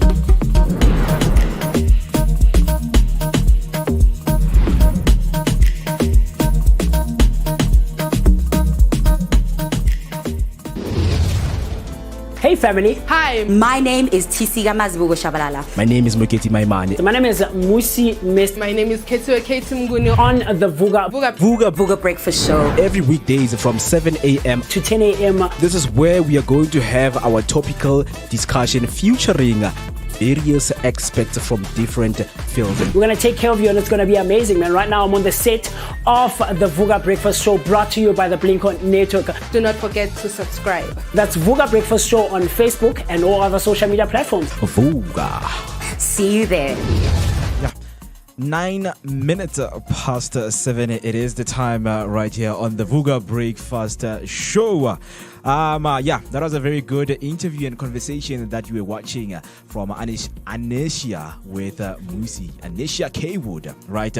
So she, dabbles with Pilates, and I hope you learned a lot what Pilates offers, and everything with the spectrum of how far it can go. So it will be very nice to have here in the studio to show us how some of the exercises you can do them right there while you're home. We know some of you're spending so much time at home, and that time you can use it to exercise, keep yourself healthy. So thank you so much for staying through for that interview. But you know that right here on the Vooka Breakfast Show, that is not where it ends. It's still a beautiful Tuesday morning, and still with me, Moketi Maimane and Musi Mister. And of course, joining us right here is another guest. We know that people who play important roles in our community, we take them serious and we give them platforms like this so that you can also know the meaningful things that they do to our communities. But before I get into the conversation, Hector Takalani right there on YouTube saying hashtag Vooka Breakfast Show, hashtag Sivogile, hashtag it's my son's birthday in heaven today. Happy heavenly birthday to your son, man. And I hope wherever you are, you're celebrating it, and everything is well within your family. So happy birthday to your son. So without wasting any time, Memas Chaba, welcome to the Vooka Breakfast Show. Good morning, and how are you doing this morning, ma'am? Thank you so much. I'm doing well. Yeah. And how are you guys doing? We're doing not too good. bad. We're here. I mean, we're here. You being here, with your presence, taking your time to come here, it makes us feel good, because it's conversation like this that we always want, so that we can share with the people who are watching at home. So I hope that this information is going to be so much informative, and the insights that you're going to give, they're going to be helpful. So if you're asking yourself right here, we have Memas Chaba, who is a community mover and shaker. So Memas Chaba, for someone who is listening and they want to know about the work that you do, can you please tell us about the work that you do? Thank you so much for the platform. My name is Memas Chaba Mulojwa. I live at White City, Jabavu. I'm the community builder of White City, Jabavu, and I'm running an NPO called Amish Community Development. You might be surprised that it's Amish. It's not that Amish from overseas. Our Amish has a double M, of which is Action of Mentor Mothers Influencing Society Home Based. Wow. Yeah, that's our abbreviation. We started working with the community from 2015 to date, where it was a dream for myself and my husband. Unfortunately, when he passed on 2014, our certificate came on board on 2015, and that's when I started to make his dream come true with the help of the German guys who I once lived with. They came to South Africa to volunteer. Yeah. So on daily basis, like Tuesday, Wednesday, and Thursday, we are feeding the community, and we are also doing Africa. We are celebrating Africa Day with the elders, and doing Mother's Day for the elders. And every year during December, we are offering our beneficiaries presents, because, as you know, there is a child out there who never owned a teeth brush or a face cloth. So that's where I come in. I pack a box for them where they will enjoy. It will be stationery, an item clothing. It will be stationery, an item clothing, and things to wash themselves, and a toy, because even with our kids, no one has ever owned a toy for himself or for herself. Yeah, that's what I do with the community of White City. Now we are feeding 200 plus beneficiaries, and I've extended to Mpumalanga, where at Mpumalanga we usually give them gifts there for Christmas, because we cannot do in and out because of funding. We don't have funding. I'm relying with the donors. I can say 2 to 3 donors, where the Mr. Stolev, who owns the engine garage down there, he's the one who always supports our initiative.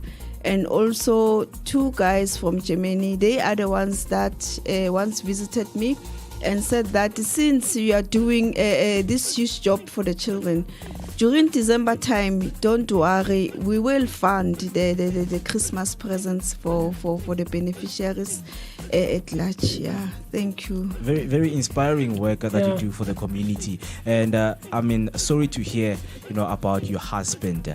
And I mean, for someone, that sees that burning passion that you have for the community and helping out, can you please take us back to the inspiration of you studying the Amish community development?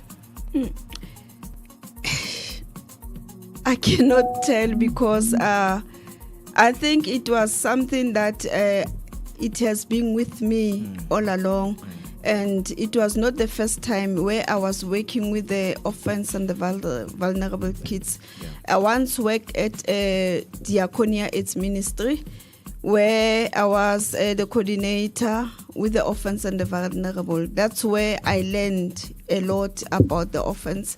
And myself also, I'm from the humble beginnings, where my mother was the breadwinner for the 4 of us, and it was hard for me during those days with everything, but when times goes by, God came through, and I got married, and myself and my husband, we shared the same sentiments. And around the community of White City, there's a lot that is happening. There's a lot that is happening. So we saw that we need to do something about our community, because there was no soup kitchen. Remember that by those days, churches were the ones that we used to go there to be given soup, a cup of soup, peanut butter, some clothes. But nowadays, our churches are no longer doing those things. So as Memas Chaba, I think it's a calling for me to continue with the work of God, because God cannot come down on earth. God has to use someone to take care of his children. Yeah, that's where I came through. Inspiration, Yes, I came through for the community. Yeah, it is very interesting to hear that, because someone like you, we see you as our community leaders, in which a lot of communities lack, right? So with the work that you're doing, we just would love you to continue doing it.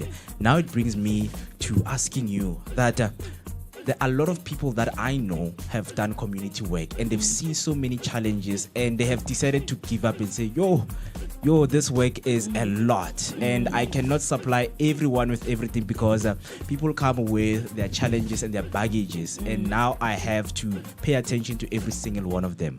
What kept you motivated to do the job, to keep on providing for the community? Yeah, I used to do door-to-door knocking, asking for food, and our community was not okay, especially the people who have everything. Then I managed to apply at Food Forward, and Food Forward also put me through to Woolworths. That's where now, with food, I don't have a problem. I can distribute the way we can distribute the way we can. But the problem is with the storage and the utensils. Because as you know, in our community, we have those who come and grasp and take our things and sell them. So those are the challenges that I'm having. But other than that, yes, organizations have fallen. But myself, with the wisdom that God has given me, I managed to sustain to date, because I was not afraid to go and knock at the door that we don't have gas, we don't have meal for the day. And God came through again. And with Food Forward, with Woolworths, about food, I'm no longer complaining about food. So even the community comes after hours asking for food. They can get vegetables from Woolworths or the leftovers that were left in the afternoon. So with feeding, we don't have a problem. We only have a problem where we have to pay the volunteers, because I've got 2 volunteers who are helping me, and they also need something to go back home with. But yeah, we don't have anything, but with their hearts, because they know that through them working with the kids, something can open, like their dreams can be opened through them giving their time with helping the children. Very, very interesting. And like Mo just said, it's very inspiring work that you guys do there. But, you and I might understand the cost behind it, right? And why about you in our different communities. But someone out there is watching and saying, Memloja, look, you are someone who has, been certified in social science, and there's other spaces where you as well could be benefiting, and you could be working in nice offices and stuff like that. What is the purpose behind community-based work for someone who doesn't understand, and what pushes you to continue going after so many years? Someone else could even say and argue, this was your husband's dream. Like you mentioned that you continued wanting to fulfill his dream, right? How is it working for you, and why do you feel the need that you should help people in the community who are not as privileged as someone else might be out there? How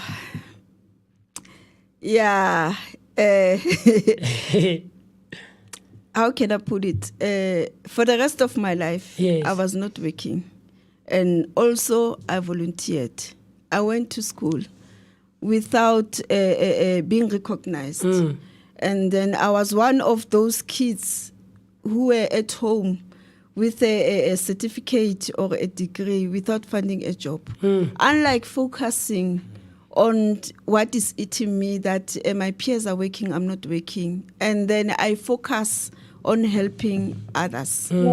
Yes, I do have, I'm a social worker by profession, but being a social worker doesn't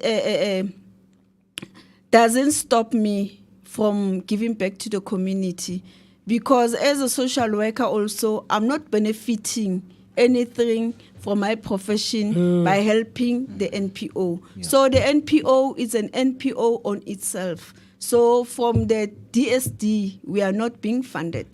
So meaning Amish Community Development is standing on its own with only the help of the Germans in Europe. And they only help me during the festive December, season. yeah, like you mentioned. Yeah, where I have to issue out the present. But other than that, no one is helping us. But just passion. It's passion. But through our passion, forward we go. Yes. Yeah, we with or without food. Yeah. The day in and out, we are feeding the community. Yeah. So they know that food is not an obstacle. But them coming to my home, just seeing my face and relating their problems, they are fulfilled. Oh, man. Yeah. I mean, you know, when you're speaking about doing it out of passion, because we have seen a lot of foundation falling down because now they are looking for people to fund, you know, the communities that they have developed. So with you guys, what is it that you have realized in terms of approaching donors that we are having this community development and this is what we are asking for? What are some of the challenges or the things that you have had that donors want to say, okay, if you are approaching me, this is a certain amount I would want from your, you know, community thing. So just take us through some of the things that you have went through when approaching different donors. With the big companies, it's not easy to be funded. You have to know someone from the inside so that that person can put you through. Even with the government institution, I mean, you can imagine from 2015 to date, I'm still doing the program without being funded. It means there is a problem in our society. Yeah. So, there is a youth problem in our society. So, the things that I've seen, I've got everything. I've got PPO. With tax, I'm okay. And then I'm reporting yearly financial report to DSD. So maybe it's the fact that I'm operating at my home because I once have a space to operate there. Once they see you flourish, they think that you are going to take their premises. So where I'm operating at my place, I'm at peace there because people are coming in and out. No one is interrupting anyone. So I think the problem is that I'm operating at my home, but there are no spaces to operate on. We don't have land. All the land is occupied. And also the schools are occupied. And then I once had a bad experience with the school where you occupy a place. When the owner of the place doesn't want you there anymore, you have to pack your things and go. So at my place, I'm at peace. I'm at peace there. I love what you're saying because it corresponds to, you know, what Bossa came to address here in Dobsonville, you know, last week Thursday, because they were speaking about some of the buildings that were left unattended for such a long time.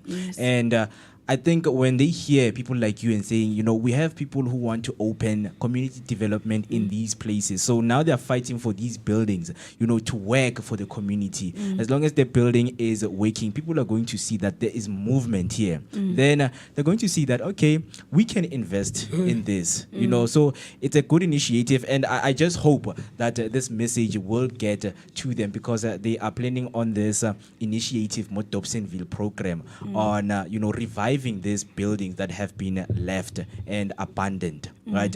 So that you guys can get help. Because it's some of these issues that need to be addressed to our political parties that we vote for and send to Parliament, you know, to report on these matters. But now let's come back to issues of the community. And can you please share experiences that you've had? Because most of the people, they're like, Ish, you know, I've seen people who are going through a lot. And when they ask, it breaks me down to hear that, oh my goodness, a child doesn't have, anything to wear. So what are some of the situations and instances that you've come across that, made you emotional, just to share with our viewers so that they can understand that these things are there. People are not saying, they're talking, Jay. So what are some of the moments you've had? Yeah, there was a family. When I'm saying there was a family, I think the husband has passed on and the mother of those kids also has passed on, and the father was blind. So those kids were being distributed to the families. As you know that you go into the family, that you're not aware of how they live. You are used to living in a shack, and then you have to uguti uthole moetlo wa lelapa leo and adopt. It's not easy to adapt to those family rules. Yes, it's not easy. Where those kids, they will run away from home, going to live outside the skirts, or uzobathi umntwana ulala eitoro. Kids don't have clothes, meaning especially to umphakathi omnyama, thina abantu abamnyama, this thing of umuntu umama abantwana makashonile and then abantwana bakhe, now nobody cares about them. And I've also experienced another thing. Those kids, they were siblings. I'm living with them, where their father was a foreigner and their mother was from KZN. And I've been staying with those kids from 2020 through the community, because the community asked them to take care of them. And I took those kids to Otandeni, only to find that they have to go through DSD. And to date, I'm living with those kids because I fostered them. And the second born is doing matric, and the other one, he's special, and the third one is special, but the third one is also attending school. So you can imagine staying with the kids from 2020 till last year, not knowing should anything happen to these kids. Yes, they are receiving foster care, but should anything happen to these kids, I don't know their mother's family. Just heard that their mother is from KZN. Through the mercy of God, we managed to track their family from KZN Mnamditi through Facebook. December, I took those kids there to meet their family for the first time. Only to find that they didn't even know that their daughter has died. They only knew last year, because the woman left the kids. I think the kids were, the first one was 1 year, the third one 2 years, the second one 2 years, the third one 3 years. So you can imagine, Uguti, I've been living with these kids who nobody cares about. That their father was from Mozambique. We don't know anything about these kids. But and it was not easy with my kids, because they ask questions. Guti mama, this is your golden days. You're supposed to live all alone. And then when you keep on bringing kids here.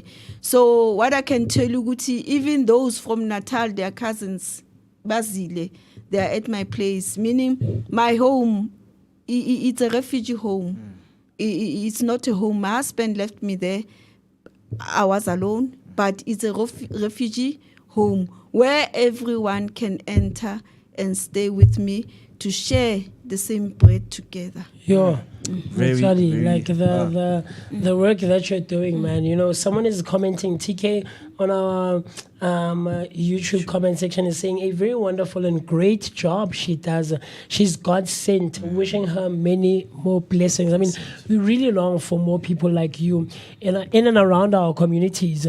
Someone else could have said, like you just mentioned, that community members are saying, we don't know these kids. Papa Bona was a foreigner from whatever country and all of those things. So we absolutely really do need more people like you. So let's talk about someone like TK, who's saying this is inspirational work that you're doing, right?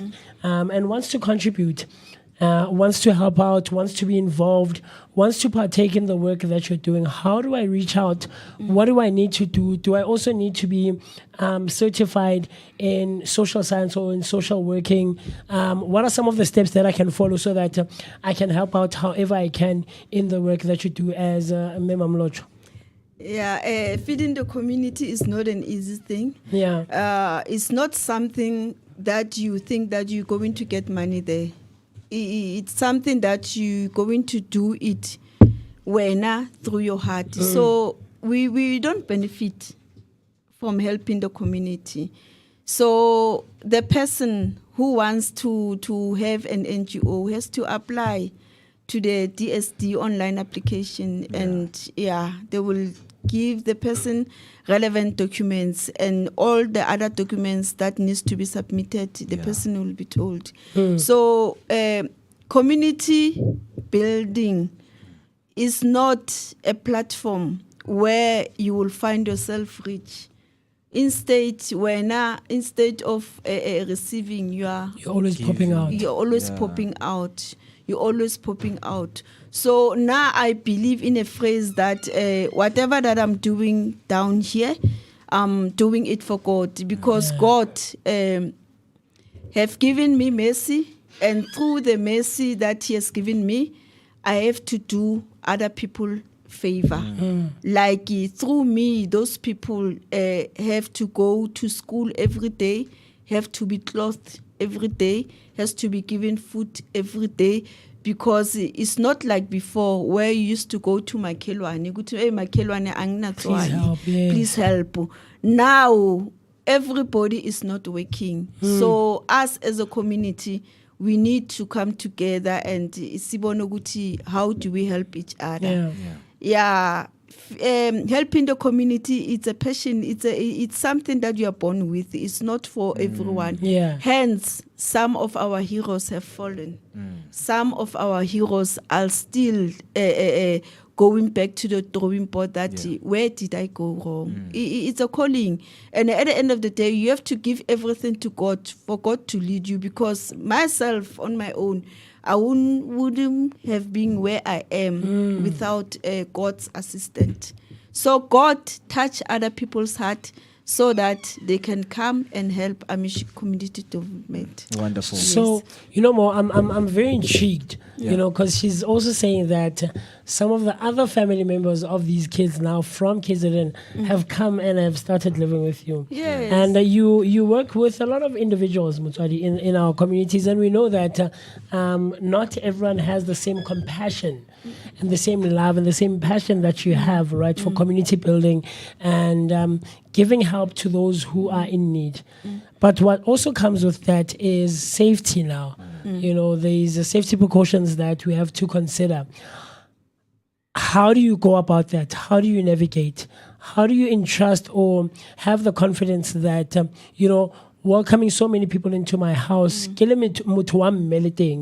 know, I'll be safe in my own house, or when I'm going to the Vooka breakfast show, I know that the people that I'm leaving back at my house will not do snacks, or even when I welcome them in my house and I live with them and I sleep with them, I share bread with them and all of those things. How do you ensure and have confidence that you will always be safe? Challenges are always there. Because I'm staying with the teenagers. What I've done is that, yes, these kids have problems. So myself on my own, I cannot heal them. So that's where I've introduced God, that with God we can conquer. So whatever they do, they know the law of the king of the Bible, that you must not steal, you must not do this, because everything is on a table. And when you are stealing from us, you are stealing for yourself. They are not stealing for me, they are stealing for themselves. So I've introduced them to the God Almighty, because on my own I cannot handle them. Yes, and then with the help also of the skill that I have in social work, that's where also I managed to help them to go through them, for them to go through counseling daily, also counseling with God. But the main counselor is God Himself, because He's the one who has brought them here on earth. Because He's the start and He'll be the last. So they are in God's hands. They are not in my hands. Yes, I've harbored them in my home, but they are with God all the time. Beautiful principles that you are instilling absolutely. on them, because we know that nowadays, man, this easy. generation, it's not easy, to teach them discipline and show them the right way. That guys, God's way is the way, So I have a question, from Risa right here on TikTok. So she's asking that, Mama, how can someone establish a successful NGO that makes a meaningful impact? Like I've said before, the person has to apply online for the NPO new registration. Yeah. And then with that certificate, that's where everything will follow in line. And most importantly, my dear, you have to have a land or a place where you'll be doing your stuff. Yeah. Because without land, without place, you will be frustrated. Yeah. There are companies like Food Forward. Those companies, they issue food monthly. Yeah. And Woolworths also is issuing food with us. We go in there every Wednesday, meaning we never run out of food at home. So you have to apply with DSD. And also, you have to have the board members that are not greedy. The board members that will know that they also have to go and look for the donors and the funders. Yeah. And when money is in, it's not your money. It's money for the organization to sustain. Yeah. Most of the organization are falling out because of we associate ourselves with greedy people who don't know their purpose here on earth.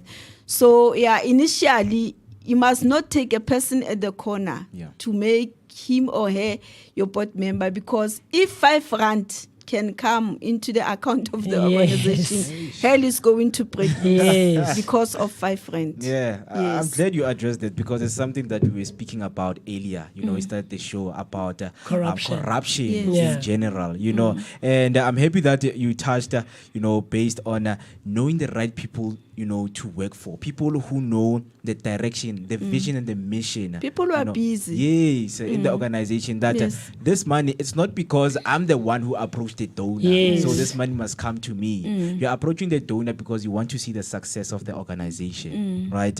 So it is a good thing that you guys are doing. So now let's talk, what you guys are trying to achieve in the community with this, community development. I'm trying to have a land because I can see most of the offense are coming through. And with the help of DSD, yes, I'm a cluster at DSD, because I've never had cases where kids have to give me problems or to be out of the program. So all the kids are still with me, and I'm having the other one who's doing matric through the help of social development. So meaning my record there is good. Yeah, I can be able to handle teenagers. So land it's a problem. Baba, land is a problem. Yeah. And I see right there Zinzi on YouTube saying, indeed, Memas Chaba is doing a wonderful job. May God truly bless her and give her provision. Blessed is the hand that gives, for it shall receive. Proverbs 22:9, right there. So people are appreciating the work that you do, Mloja. So thank you. Moving forward, if I want to get in touch with you, is there a social media? Is there a phone number? Is there an email? Anything of sort? If I want, like I said earlier, to get involved and get in touch with you and help out where I can, as people like Bo TK, people like Bo Zinzi, who are appreciating the work that you're putting in, how do I go about contacting you? Okay. We have our cell phone number. It's 078-868-0392, and we have our also our, how do you call it, amish.info, at gmail.com, where you'll be able to write proposal to us. We're not in Facebook because no one is managing our Facebook. We also have a website where you can visit amish.org, Soweto. Then you'll find us there. Yes, and we also have you'll find with our website, you'll find our bank details and everything if you guys need to assist Amish. And we are situated at 388A Mputi Street, White City, Jarabavu, right there at the main road where you will see our board at the gate. Yeah, that's where we are. You won't be lost. When you are at Engine Garage, ask for Memas Chaba, and then they will direct you there, where you can find you, where you can come. And we are also asking for the clothes, clothing, winter clothing, because we haven't found time to do the clothing drive. So anyone who can assist us with that, yes. Yeah, thank you for providing all of those necessary details. I mean, as the Vooka platform, we would like to also help to spread the message to people out there that if they would like to donate those clothes, where they should go. But anyway, thank you, for coming here, taking your time to come here and spend time with us and share so much inspiration and the work that you do for the community members, Chava. Okay. Yeah. We really appreciate it. Yeah, Definitely. 19 minutes until we hit 10 o'clock. You're still watching the Vooka Breakfast Show. That was a conversation that we were having with our community mover and shaker, Ms. Masichaba Mloja. So what we're going to do right now is to let her go, take a short break, and then when we come back, we're going to, bring you what we call epic and interesting mornings right here. So do not go anywhere. Vooka Breakfast Show. We're out here in the heart of Soweto, Top Santon. This is right next to Zondi Hills, and just before you get to Broad Fisher Club. I'm out here. My name is Musi Vest. I'm out here with the one and only maximum temperature. I'm working my TC Shabalala Wakamazibugo, and of course our station manager, the one and only Manele Lyric. And we're traveling out here, man. This is what we do on the Vooka Breakfast Show. Yeah, you gotta get it fresh. We are fresh and nice. Now it's time to take the information to the people. Of course, like Mo just mentioned, do stay tuned, comment, like, subscribe, share your thoughts and your opinions and everything else in between. We're going to be coming to a street to do live near you, wanting to know what your thoughts are out there on the street. Of course, we've got TC Mazibugo with the traffic update. Right now, we are going to N1 southbound to make sure that whatever that you guys get, it is real-time information. Yes, so looking at Mukhorosi, we have robots that are not working right here, but the traffic is moving. We're going to look at when is your rush hour time, when people are from the work or from school. Yes, right? sir. I'm gonna give you your daily update, so do make sure that you stay with us. Mobile Vooka Breakfast Show. Yes, sir.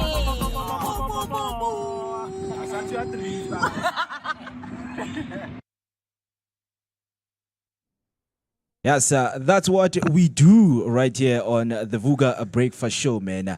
Those insightful conversations that you and I can learn and use them on our day-to-day basis, right? We had the one and only, was it Anisha Carwood. Kwood. Anisha Kwood. Yeah, man. I mean, hey, Pilates, man. Pilates. Hey, how? Stephen, I'm gonna tell you before you get sucked into it, because it seems like everyone who comes in here is getting sucked into I don't know what TC calls it, the Mo something. The Mo what? I don't know what she calls it. She'll remind me. There's a Mandela effect and there's a Mo effect. But yeah, the Mo effect, where people tend to mispronounce words because of him, based on him. What was the word of the day, Mo? How did you? Surreptitious. Surreptitious. It kills me. So before you get lost, man, I need to warn you. I was telling Maning a couple of weeks ago that he also has to be careful because he was slowly getting sucked into the thing. So what thing is this? The thing of mispronouncing words, Chief. Nah. So when it comes to word of the day and when it comes to describing these words and the definitions, you should rely at least on me or on TC. Mo, I'm the guy guy to go to. I always pronounce my words properly. Yeah. Serious? No, Chieftain, look, everyone when they come, they are okay. They say the same thing that you say. And then this guy sucks them in, man.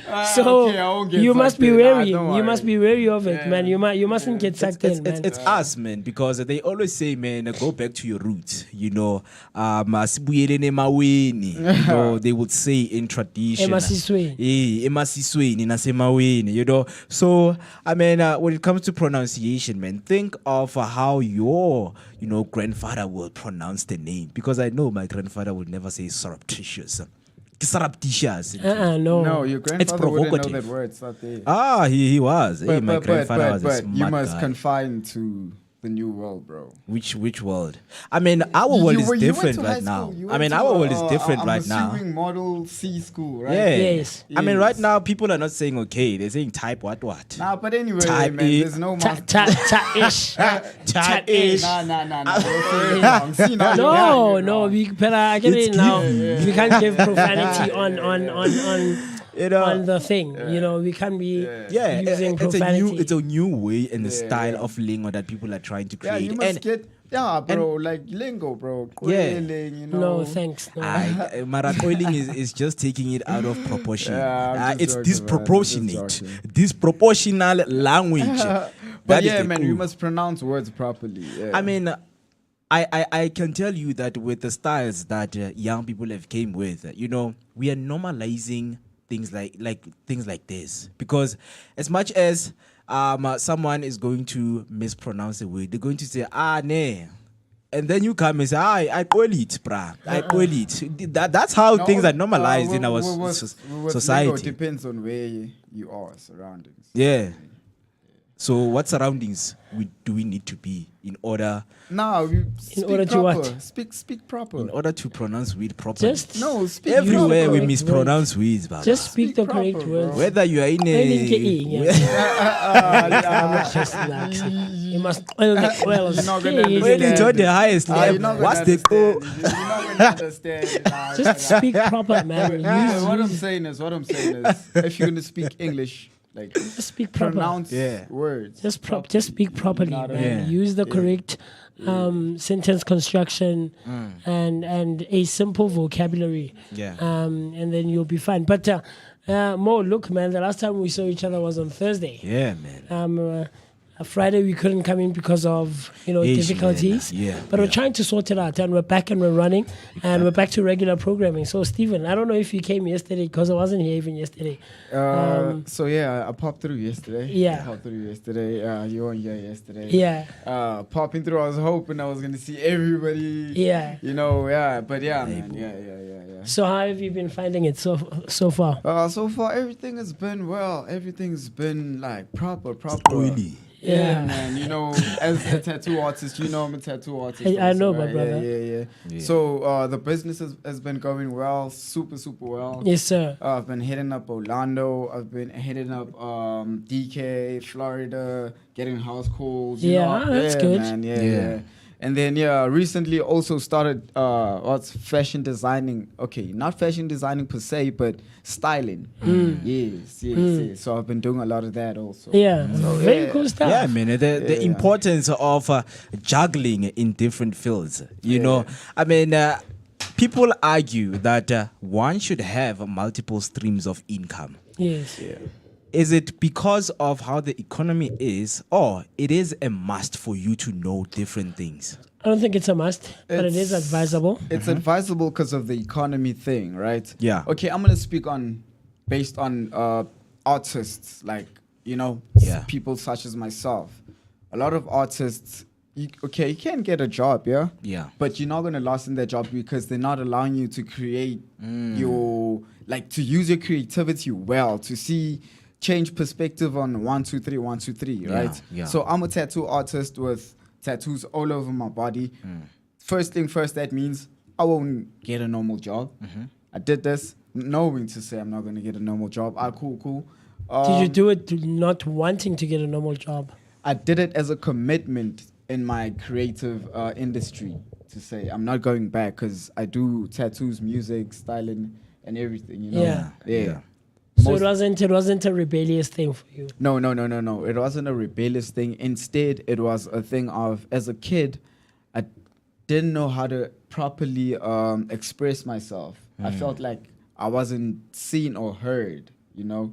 So as soon as I grew up, I found out to say, okay, I have an interest in drawing. Yeah.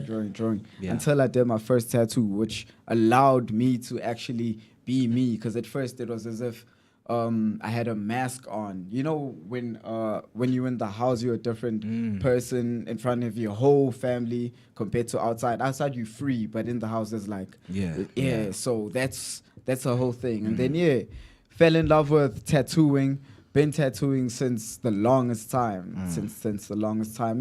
But so having different ways of income is very, very important in this current time also. It's beneficial. I think more it's advisable. I don't think it's a must. There are people who have one job. Motuahola at the end of the month gets their salary. And it works for them. Each to their own. But there are people who are like Stephen is mentioning, that he does tattooing, he does music, he does fashion styling. You know, someone like me, myself as well. I'm in radio, like we're doing, you know, where radio meets TV. I teach music. I dabble in a bit of teaching, music and vocals.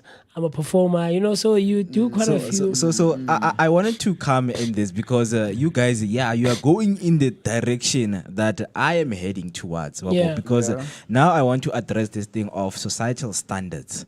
So a lot of people argue that if you want to do multiple things and juggle things, they have to align with what you're doing. So you are a tattoo artist, and someone will say, "No, man, why would you work at Pick It Up, bruh? Like, how does it align with what you're doing?"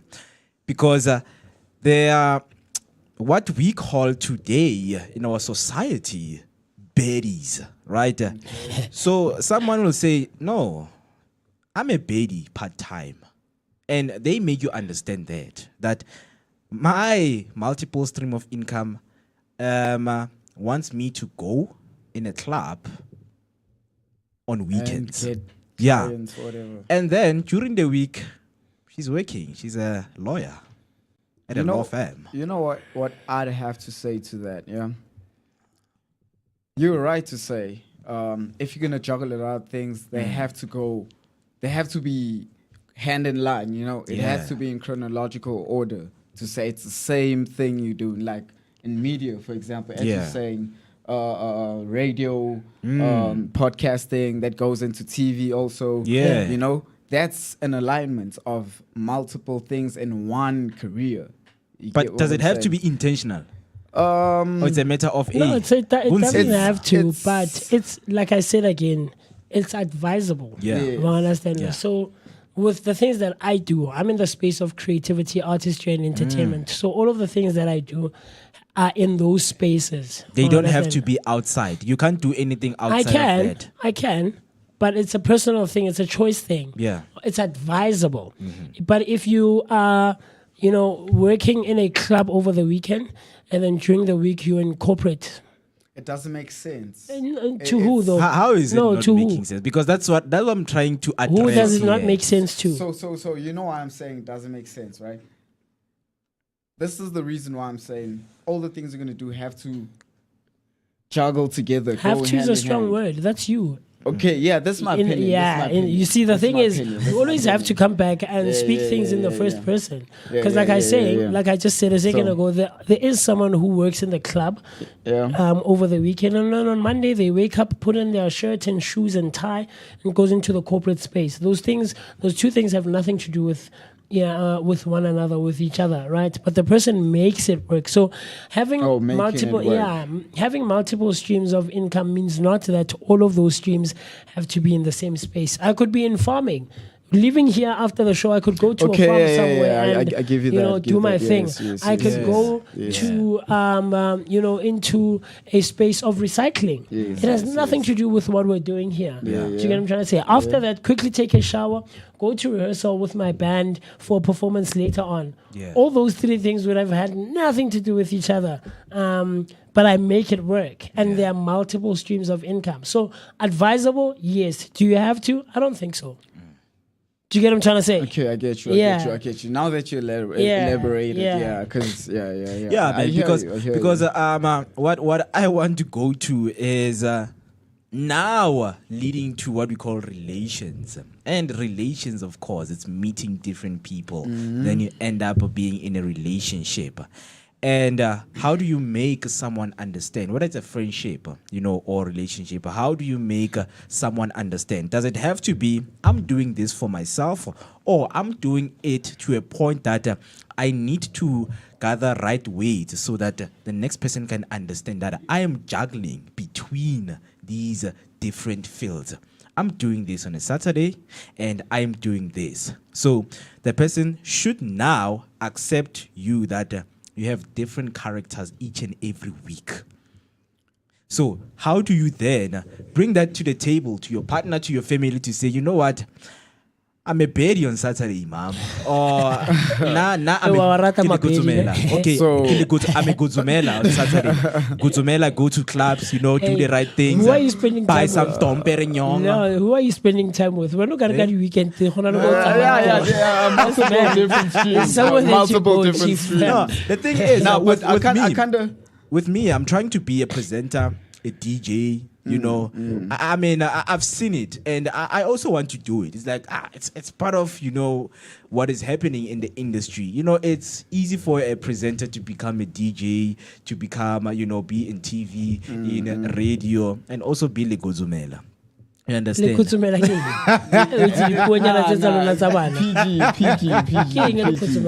baggie. Yeah, no, it's not a baddie. So like those guys, man, who go to clubs and build different friendships with people. Yes. But obviously we won't go into details. Yeah, I'm a different caliber. You can't go into details. I'm a different. I promise person. you, I feel like I'm always out of touch with pop culture and things that are happening in society.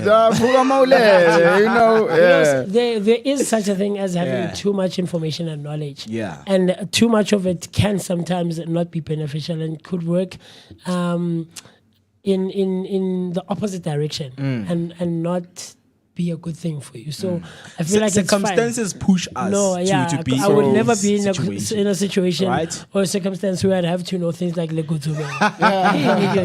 But anyway, the thing is, I hear what you're saying, right? Yeah. I usually have this conversation with quite a few people, and I think I had it last night as well. Something along those lines where I think we've spoken about it, hanging out here in studio, that me personally, as a preference, preferably, right? Preferably, I would want to end up with a lady who's in the space as well. Me, preferably. Because I've seen from experience, not that Kimoto all, but from experience, I've seen what dating, when you're not also spacing, is like, what the dynamic is like. It works. Trust me, I've made it work. I understand what she does. She understands what I do. There's one that I can think of now from the top of my head that she had a conventional 9 to 5. Okay. So she'd wake up, leave the house around 6:30, 7, 6 in the morning, whatever. Just the normal commuting to work. That we have. But I'm a passy. 5 o'clock wabo. Woman, she gets off work at around 4:30, 5 sometimes. By 6 o'clock, she's back. You understand? Whereas when she leaves, when she comes back, sometimes that's when I leave for work. Do you get what I'm trying to say? Because I'm in the space. I'm in artistry, creativity. It makes sense you'd want somebody compatible to you, because the whole thing behind a relationship is compatibility and comprehension and understanding. And absolutely, you get me. So when I have to go, it makes sense. Like the past month, I would argue more.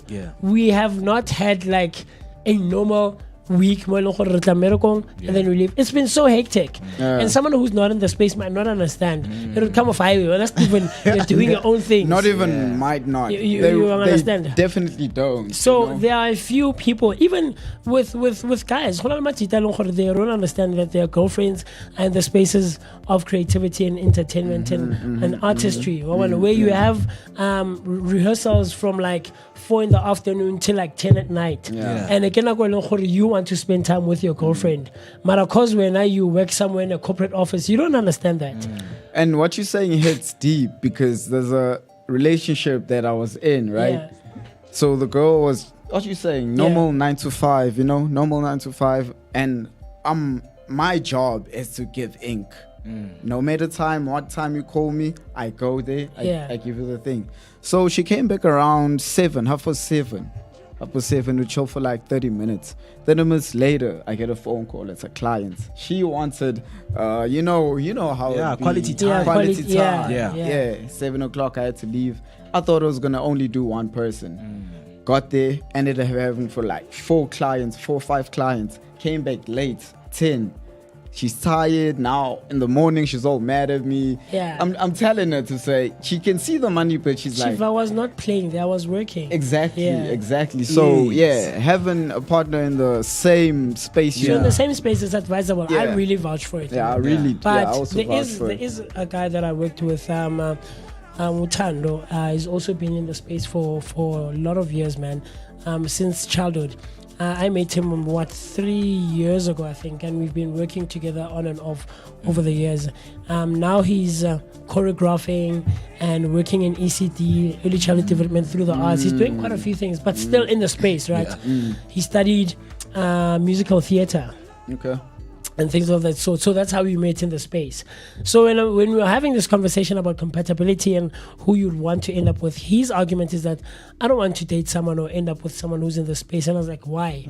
I mean, as someone who's been doing it for years, I would assume that you would agree. It's like, no.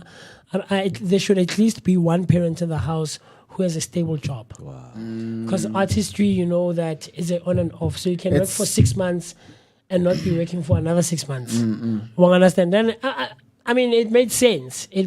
But I'm like, Chief will make it work. So with him. Okay, before I go here and before I go there, do you have kids? No. You don't have kids. No. Does your partner have kids?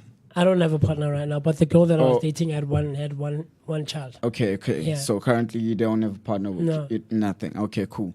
So from what I'm getting, what you're saying, what your friend is saying, he is probably looking for, your normal household. Mother at home, feeding the kids or whatever. He's outside working, come back. I think that's what No. Saying that there should at least, of the two of us, we can't both be in art. Because entertainment, artistry, and creativity. Balance. Yes. He's talking balance. So it's seasonal. For most of us, it's seasonal work, right? Where at least if I'm in entertainment and creativity and artistry, my wife or girlfriend should at least have a conventional 9 to 5 where we know that at the end of the month, there's at least something coming into the house where we can sustain ourselves and go on about our lives on a day-to-day basis. But if as both parents, his argument is that as both parents, we have seasonal work and we're both in artistry. We could suffer a bit of a loss and not such of the greatest times. So he was basing it on that, and it kind of makes sense. So in closing, I I like what you guys said, because what Musi is talking about right now is now looking at the relationship, the spectrum of the modern relationship, to say we have been exposed to that, cultural relation, the tradition of relationship, having the house, the wife, and the husband, and the kids. But now we are heading towards to normalizing that a relationship is going to be flexible. Sometimes when I come home, you're going out. It's a normal thing. And some people are finding it hard to accept that. Now you see, Fetihore, times have changed, and there are a lot of things that are taking place. And adapting also takes part of that nature that we've been exposed to. right? So that's a conversation that we will have another time right here. You know, speaking about the spectrum here of relationship of now, if I want to be Legotsomela, my wife is going to accept. Yeah. Ke Legotsomela. You guys here, you on your show here, like you guys always tell us things underlying, having to read between the lines. No, it's fine. We won't judge you, Chief. You want to be a Legotsomela over the weekend and want to be maximum temperature during the week. It's fine, Chief. Go for it. We won't hold it against you. Yeah, man. But time right now, it's 4 minutes past 10 minutes. That's where we reach at the end of the show. But I see Black Money right there on YouTube. But hashtag Vooka Breakfast Show. Shout out to Gent. Lord, I see you. Shout out. Shout out, man. Shout out. Thank you so much to everybody who has joined from YouTube. Thank you for watching and staying with us until the end of the show. TikTok, thank you so much for joining and commenting down below. And also on Facebook, thank you so much for joining us. Do make sure that you always stay updated and stay tuned, because it does not only end here. Every weekdays from 7 a.m. up until 10 a.m. That is where we bring you your daily dose of positivity. From me, Moketi Maimane, see you tomorrow. It's a beautiful Wednesday. You know that Wednesdays are for comedy. You know that laughter, it is the best medicine. So you do not want to miss that. We're going to having comedians are coming right here in the studio and sharing the laughter with you guys. So please do make sure that you keep that notification button on, so that whenever we go live tomorrow, same time, you will be notified. From me, Moketi Maimane, the best Legotsomela, aka Max, for maximum temperature, the son of Mother Nature. Generator. Sayonara. Look, man. Closing quickly, Stephen, do you have anything in closing? That's your boy LXRD_47. Yes, sir. Lord Steven, shout out for any tattoos, inquiries. The number will be there at the bottom. Yes, sir. Hey, man. Very, very cool stuff. You are hanging out with us right here on the Vooka Breakfast Show, brought to you by the Blanco Network. And of course, you are hanging out with myself, Stephen, and Mo. My name is MWOCWE, Mr. Musi. Mr. is the name. And I'm so happy to have been in your company and in your presence until tomorrow morning on a Wednesday morning, which will be the 7th of May 2025. We're going to be taking such good care of you right here, and we hope to have all-encompassing, compelling, and of course thought-provoking conversations that are both aimed at educating and giving so much information. With that being said, let you and I see each other tomorrow morning so that we can have a great energy exchange amongst ourselves and hopefully have a good time while doing that. So with that being said, stay safe, stay warm, stay healthy, stay hydrated, stay cautious on those roads, so that God willing, we are together again tomorrow morning. Cool stuff.